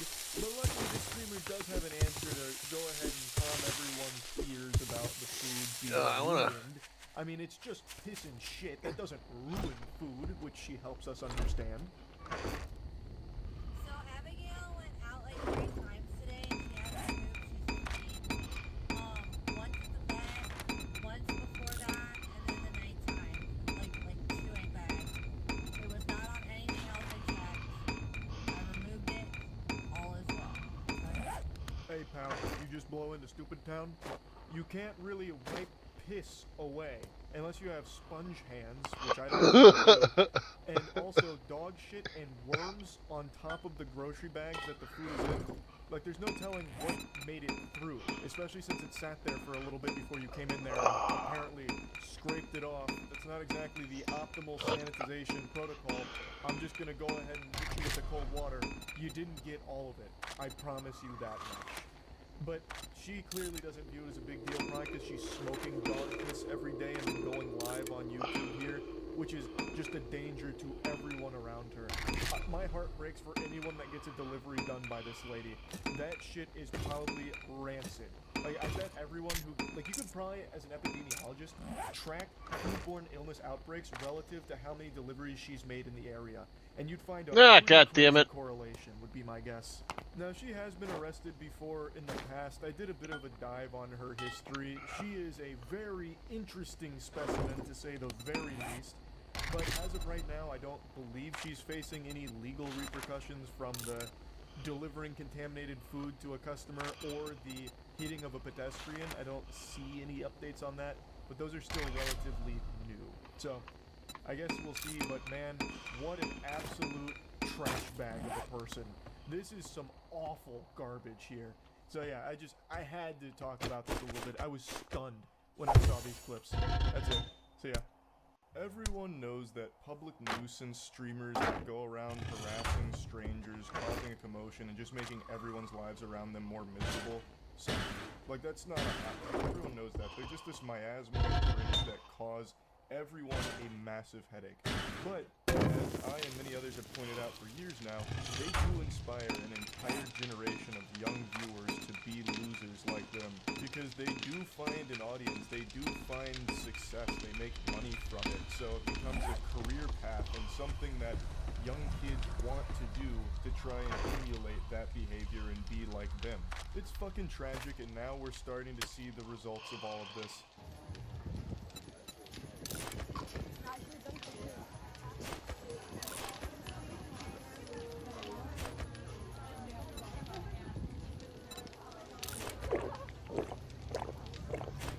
What the fuck? Put your hand in my food again, and I'm throwing all of your photos.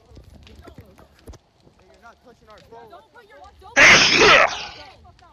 do not do that. You don't do that. This young whippersnapper can't be older than 11 years old, and he's already becoming a scourge. He's trying to do what all of the other public nuisance streamers do by just being a societal himbo. He still has a baby. He hasn't even gotten his adult teeth yet, and he's already doing this shit. He just graduated from suckling milk out of his mother's bosom, and now he's trying to suckle milk out of Jack Doherty's titties here. He's just trying to get that clout through being a piece of shit. Now you're probably thinking to yourself, Charles, are you really going to be insulting an 11-year-old here? And the answer is a resounding absolutely. This needs to be squashed. You gotta put the kibosh on this immediately to learn that this is not acceptable at all. So absolutely, I will be insulting this kid and the entire group that travels with him for these streams. Now, he has thankfully been banned for this, which is one of the very few times I've ever seen Kick ban someone. I imagine it's not a permaban, but it 100% should be. I guess we'll have to wait and see if it is. Yeah, though, this shit absolutely super sucks. So I'm doing a public service here by insulting them. Hopefully it discourages more people like this. And hopefully this kid grows and learns that it's awful. Like, it's not even good content. People are watching you because you are a clown, and they're sitting on the edge of their seat waiting for you to get your ass beat. That is your entire audience. You are a fucking spittoon that they are spitting in. Why would you want that to be your whole brand? His whole stream is basically either arguing or fighting people, and this is him just taking food from a stranger's table. That lady then goes up to confront him, and I'll show you that clip in a moment. But in the same stream, he also gets in an actual fist fight with some other kids. His whole stream is just creating problems and instigating, hoping that someone will fight back, and he just yells and screams about it, or in this case, throws some wet noodle. Are you spying on me? So him and his goofy Come here, you little spy. this other group, and they know that they're not going to get their ass beat because they're too young. So the group that's taking these punches doesn't actually fire back. They push him away at one point, but they don't actually swing on him because they know they would be the ones to get in trouble because this is a toddler. So they're using their age as a shield because they know there's going to be no real repercussions. Don't put your hand in my food. Do not do that. You don't do that. Who do you think you are? Who do you think you are? Stop filming me. It's a live stream. Who the fuck?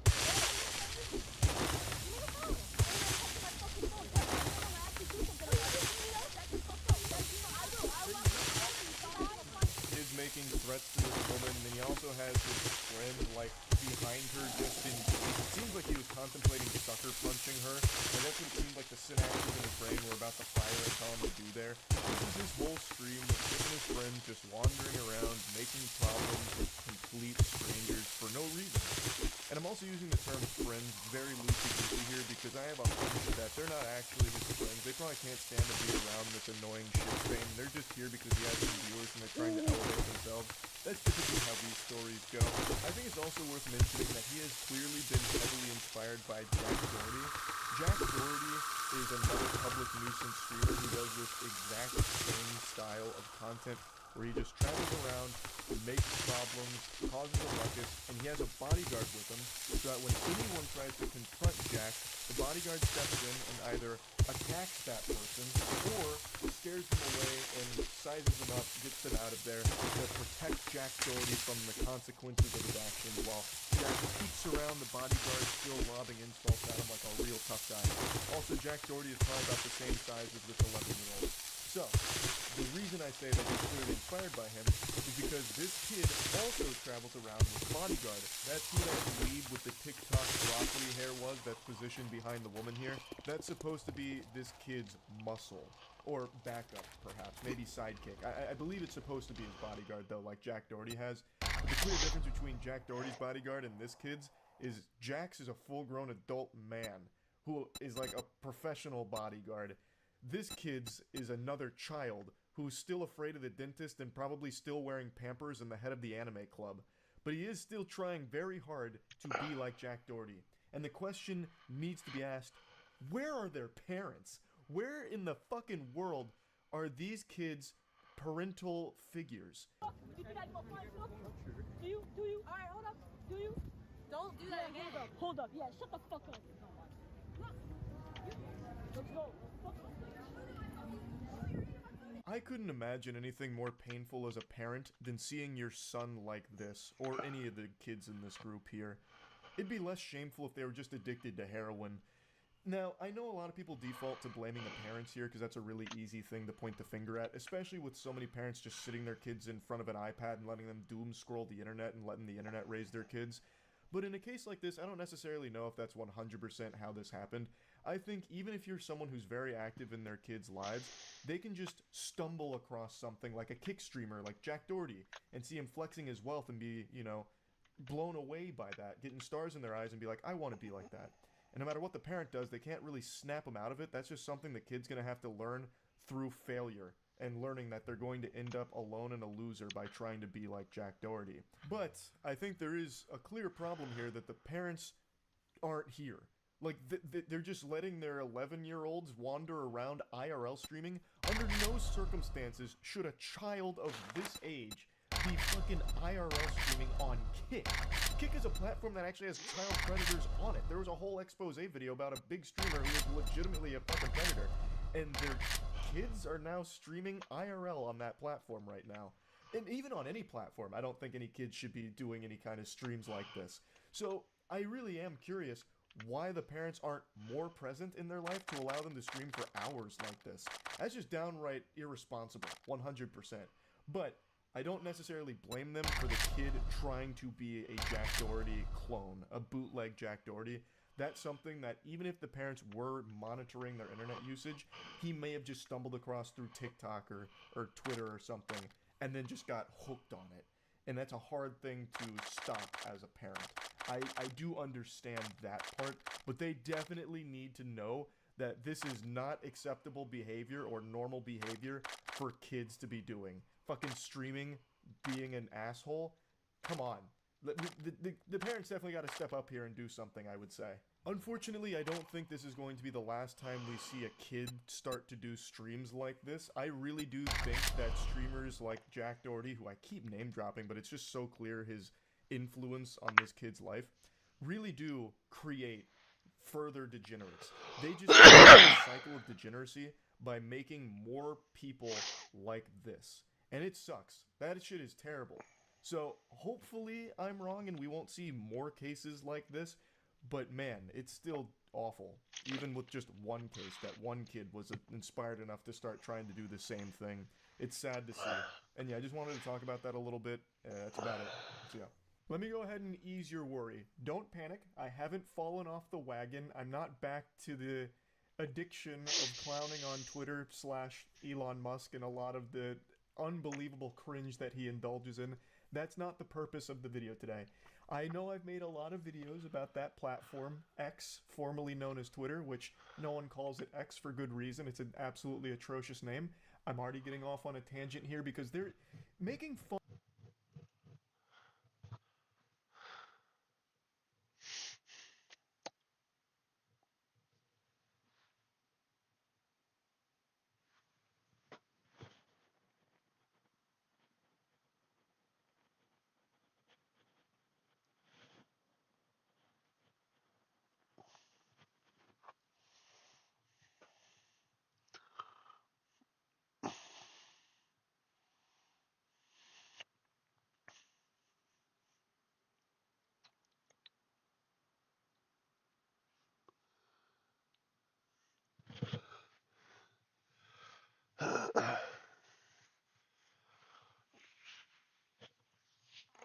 Oh man.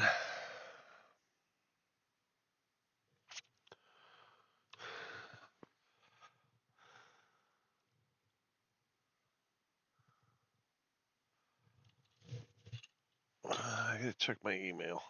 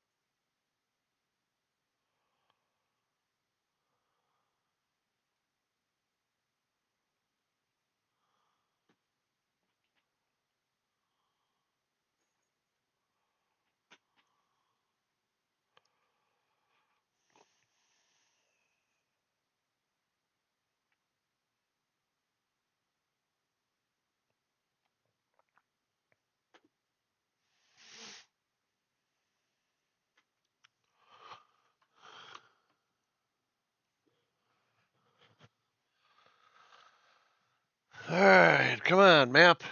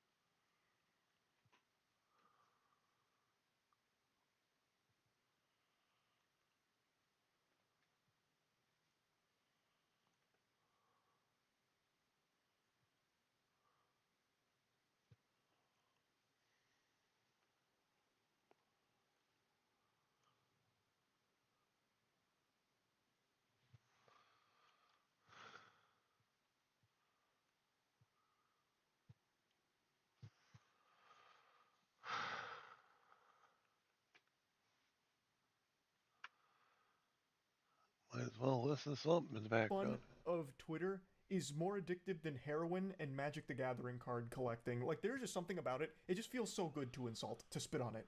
But again, that's not what I'm doing today. So don't worry, I made you a solemn vow, a promise, that I wouldn't just keep making fun of that platform. I want to talk about what they're trying to do right now with streaming because I legitimately do think it is a good thing.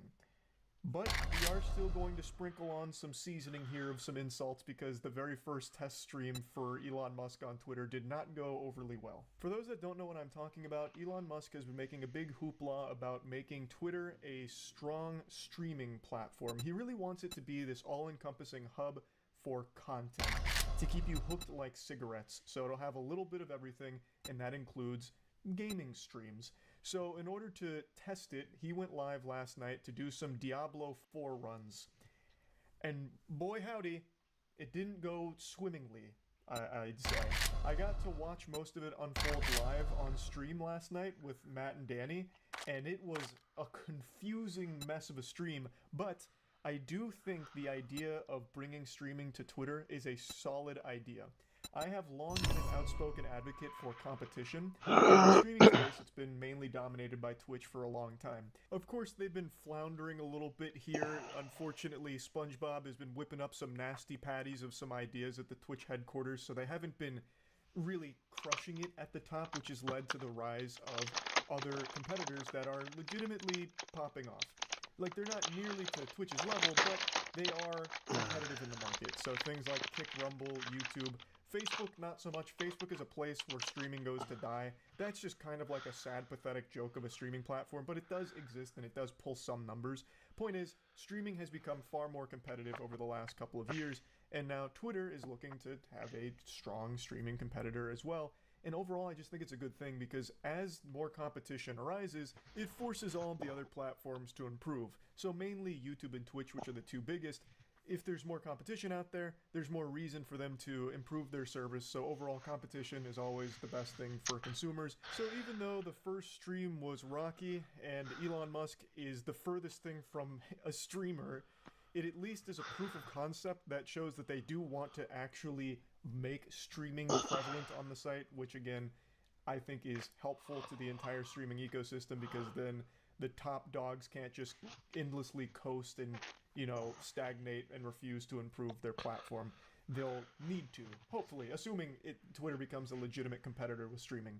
So let's go ahead and take a look at how Elon's first stream unfolded, because it's a bit of a head scratcher. The candle's the size of him. That is a massive candle. That looks like something out of Dark Souls. What is that? That's cool. I kind of want one. That's like... We're gonna watch his house burn down in real time. He like told his assistant he wanted a candle, and they were like, "How much should it cost?" And he was like, "I don't know, $45,000." Okay. How much do candles go for? Like $400? Breathing directly into the mic now. Yep.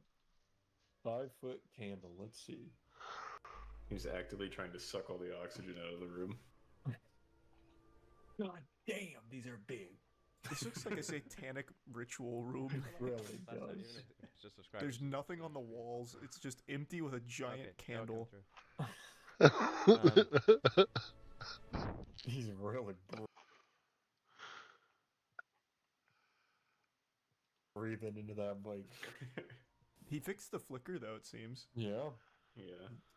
No, the flicker is not fixed. It was just in the pause screen. Yeah. It's back.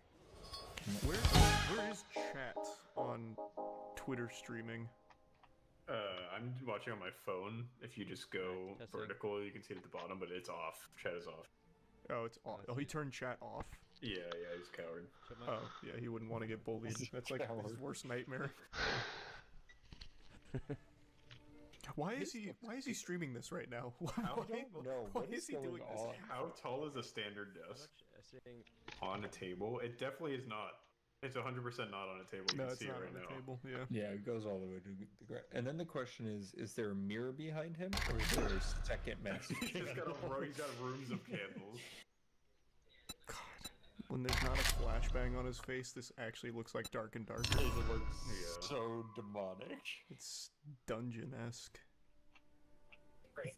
Somebody said with the lights on, homie, he looks like he's in the presence of a deity.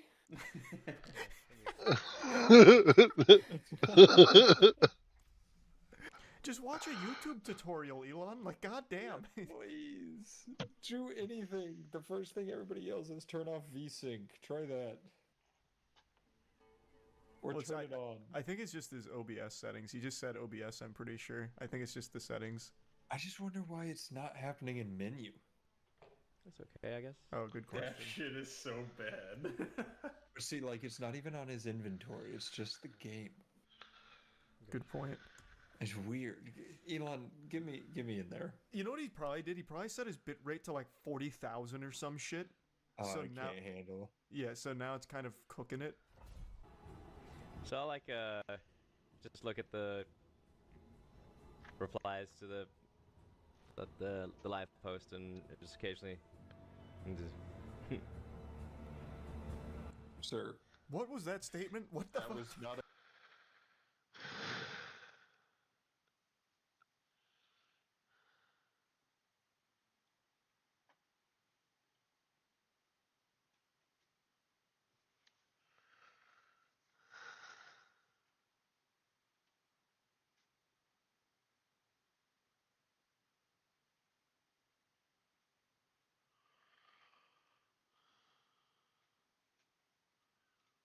This is from 7 months ago, but I'll listen to it.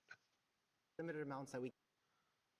Informed and uninformed, welcome to a brand new video. Today we are getting controversial. Jubilee, also known as Politics Mr. Beast, just released a video, Dr. Mike versus 20 anti-vaxxers surrounded. So I have a lot of opinions. As you know, I have 47 Jewish doctor relatives. I have lots of opinions about all of these things. So we locked in, boys and girls. We are watching these debates until my eyes bleed. Because I feel like at some point it's just going to get too bad and I'm going to have to either kill myself or leave. So, get ready everybody, it's going to be crazy. Now, I have a lot of opinions in regards to vaccinations and all of those things. And because I have so many opinions, we will be sharing them with you as we keep going through the video. My first major opinion is research is actually incredibly important. There are a lot of facts in regards to a lot of vaccines.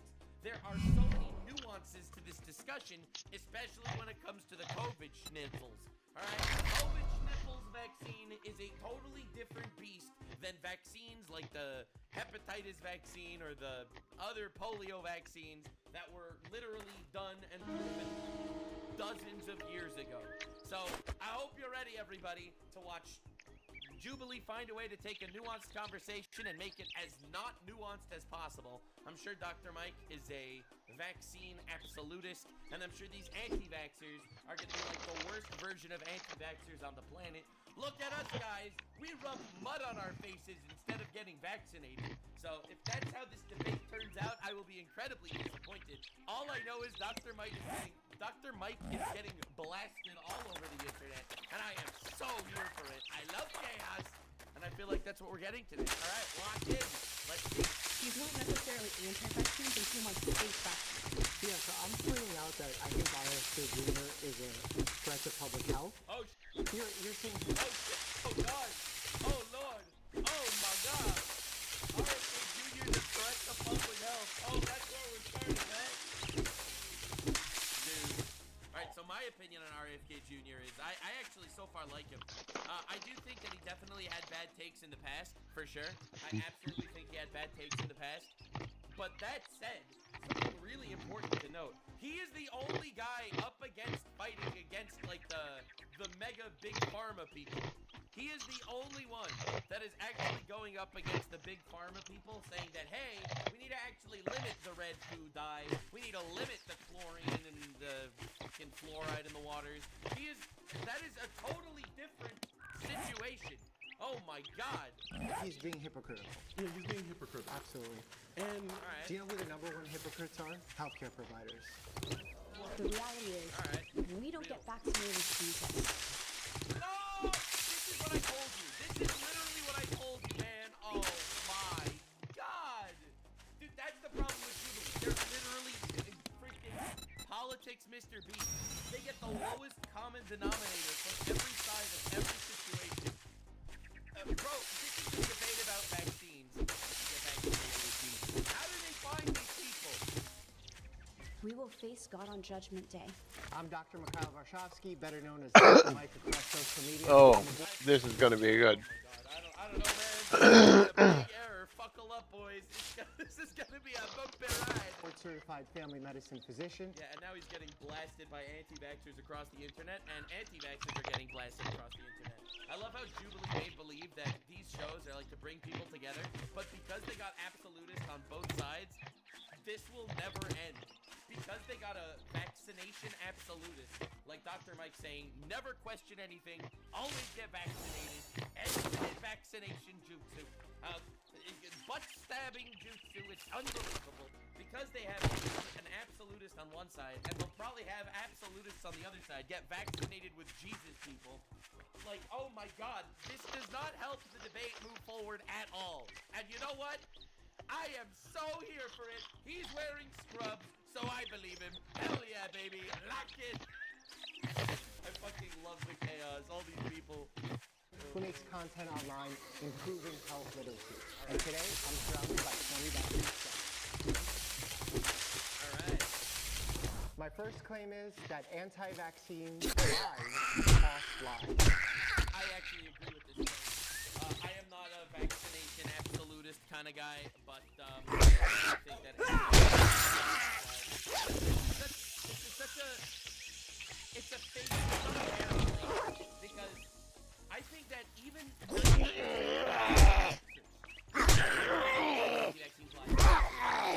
agrees. The question is actually getting to the point. What the truth is. I took 10 booster shots, now I'm gay. See, that's what I'm talking about. Alright.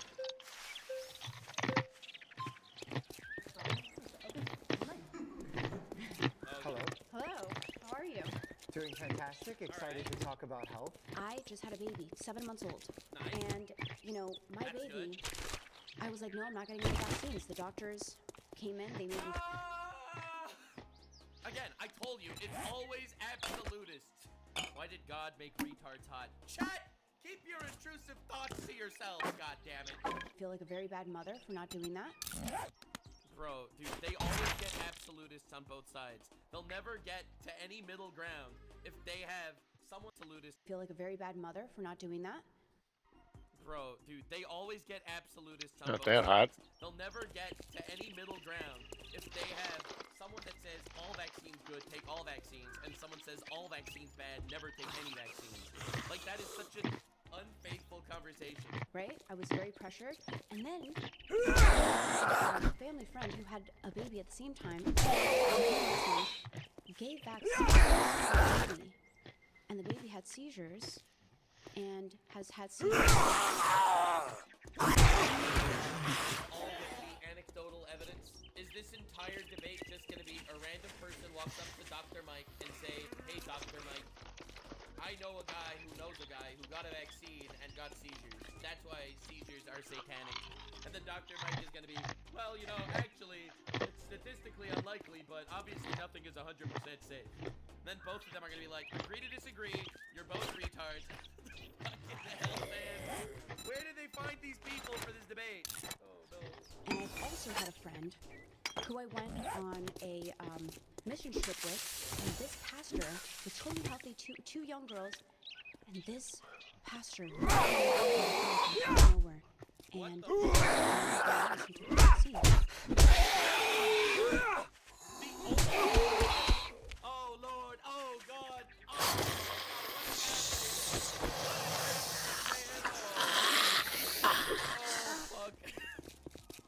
What are we gonna do, guys? What are we gonna do, guys? What are we gonna do? And there's many cases of people getting heart attacks. That is so not an argument at all. It doesn't even negate the claim he made. Oh my God. Well, first of all, congratulations on the birth of a 7-month-old. The fact that anyone made you feel bad in the healthcare system, I feel like is a failure on us in the healthcare system, so I'm sorry that happened to you.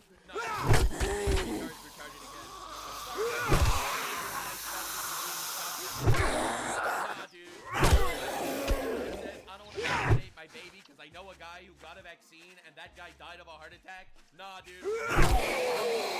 For real. Oh, hell yeah.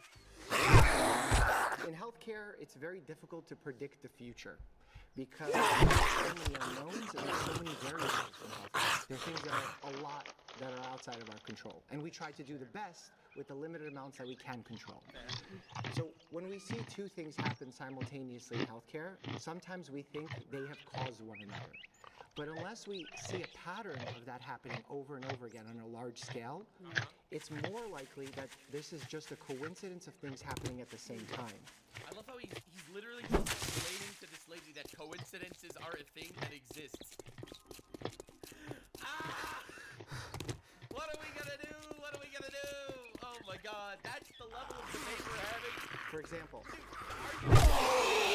specifically on the COVID vaccine, right? Start with the COVID vaccine. The government literally lied about side effects to the people. They have been proven to be liars.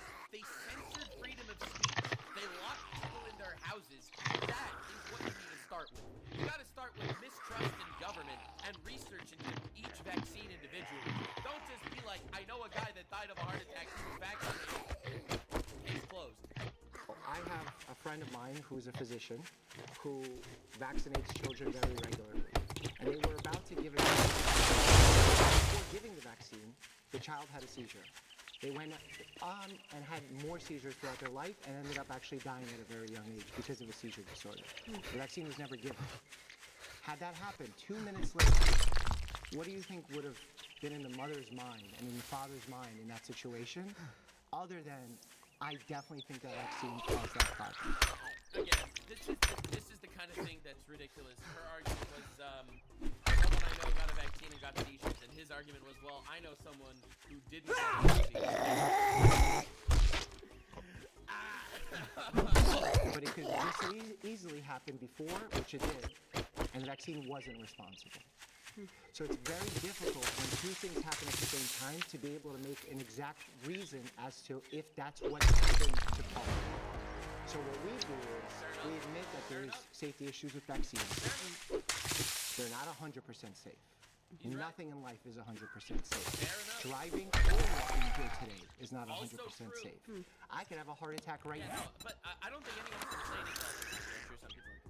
But some people aren't complaining that there are side effects to vaccines. It's a lie. When the COVID vaccine came out, the government said there were no side effects to this vaccine. They said it was mandatory to take for everyone at every age, and literally there were no side effects. That was incredibly maliciously lying, literally fear-mongering people and terrifying people over the COVID vaccine. Again, that's and this is based on the fact that the government did lie.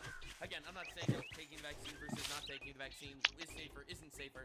The government absolutely lied about the effectiveness of the vaccine. They claimed that once you get vaccinated, you can't infect other people, which wasn't true. And also the fact that they literally lied about the fact that there were side effects. You gotta admit to the truth here. You gotta admit that there were side effects. Of course they didn't, and now of course everyone wants to get vaccinated by choosing. Yeah, cannot. But what we can do is try to do the best that we can with the information that we have. You've been voted out by the majority. Please return to your seat. All right. Thank you. That's valid. Yeah, I think Dr. Mike absolutely destroyed her. That was insane. I am shocked. I am absolutely shocked that these are the people that... All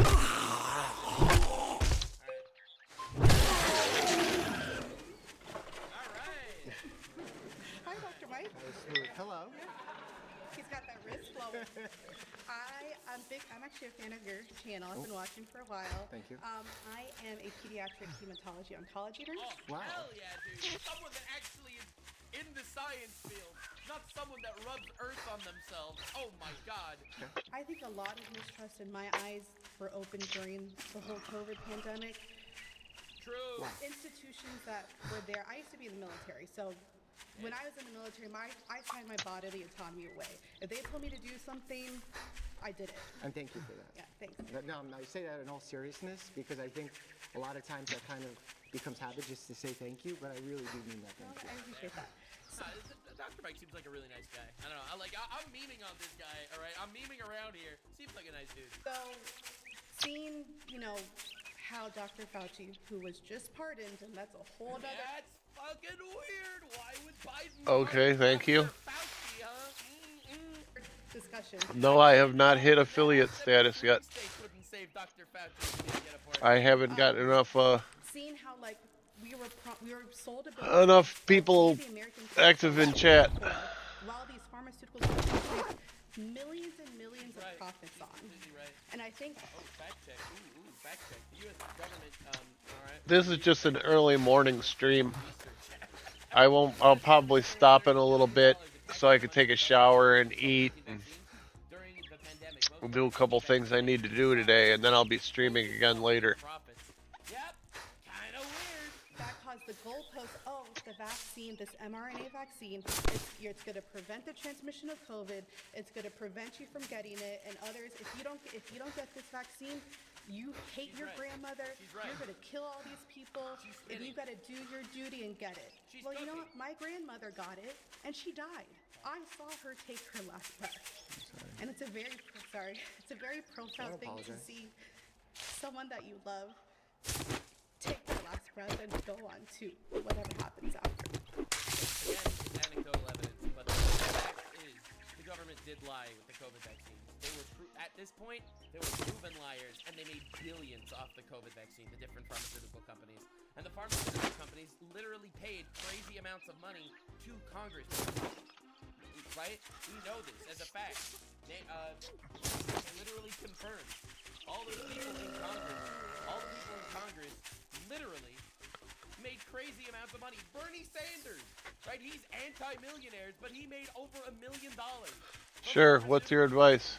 Like, come on, dude.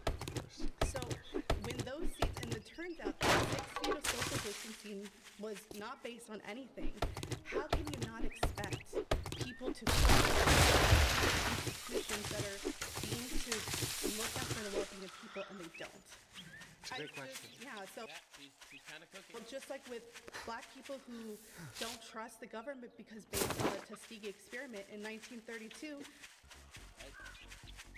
The U.S. Public Health Service untreated syphilis study was conducted from 1932 to 1972 on black men ages 25 plus. The study was supposed to observe the natural history of untreated syphilis. Are you kidding me? Oh my God! It's Angry Lugan. It's the same as my channel name. And they let them infect their families, their friends. It ran rampant. So how do you? Did not collect informed consent, misled the participants, denied treatment, even when remedies were readily available to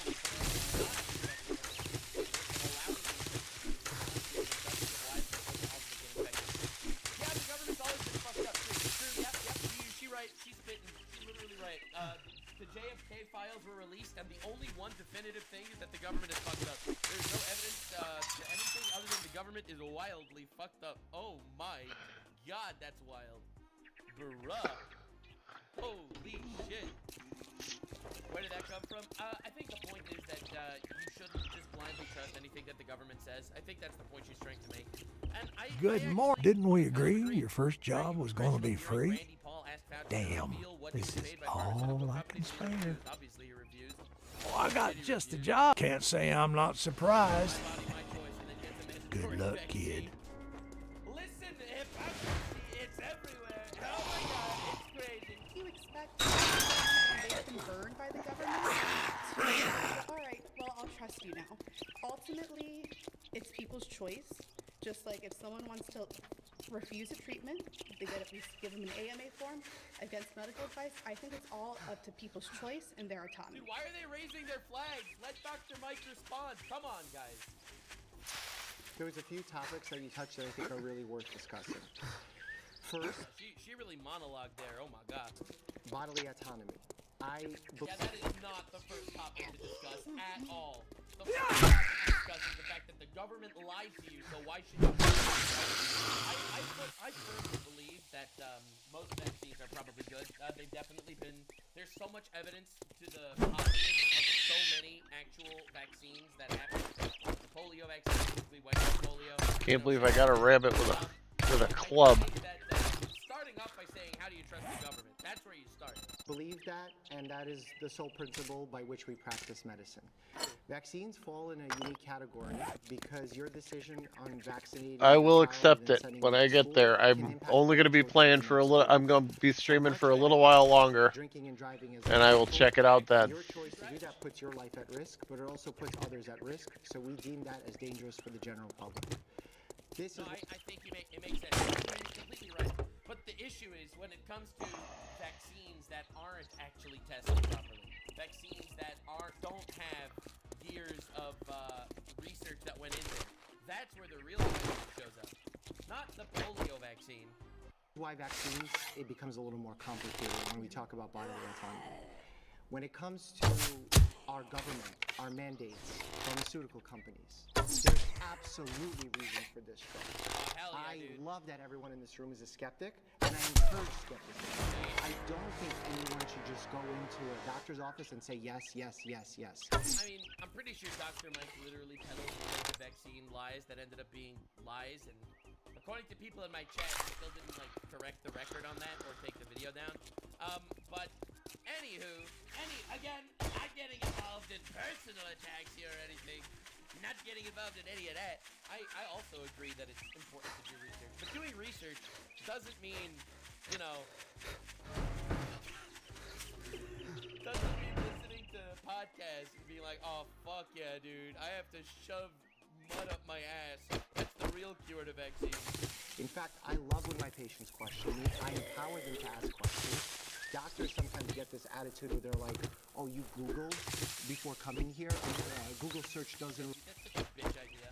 Like, someone themselves based on that's an idiot. But someone that Googles so they can be more informed before they go to a doctor, absolutely they should do that. Replace my degree? No, that's not how we're supposed to be. What I get excited about is if you Googled and you have questions, now I know exactly the route I'm going. The thing about Google is you stub your toe and then you'll Google, my toe hurts, what happened? Pancreatic cancer. And you're like, fuck yeah, Google. Hell yeah, dude, what do I do? And the response, COVID vaccine, 6 boosters. Hell yeah, Google, keep cooking, Google. To help you make a decision that's right for you and your family. Okay, pause. You've been voted out by the majority. Thank you so much. Conversations never get past. The person comes in, he makes his statement, he responds, gets cut off halfway, it's over. He didn't even get involved in the obvious lies in regards to the government COVID shit. He didn't even get there, man.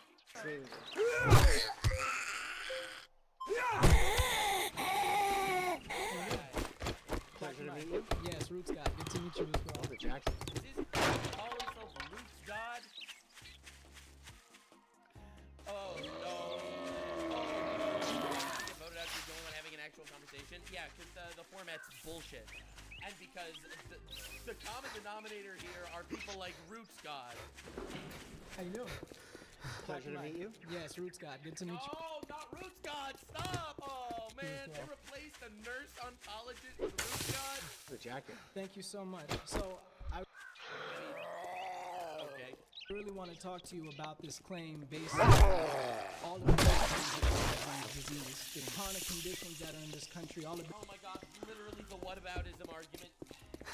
It's like, okay, guys, his thing is there are some lies about vaccines. I'm logging out.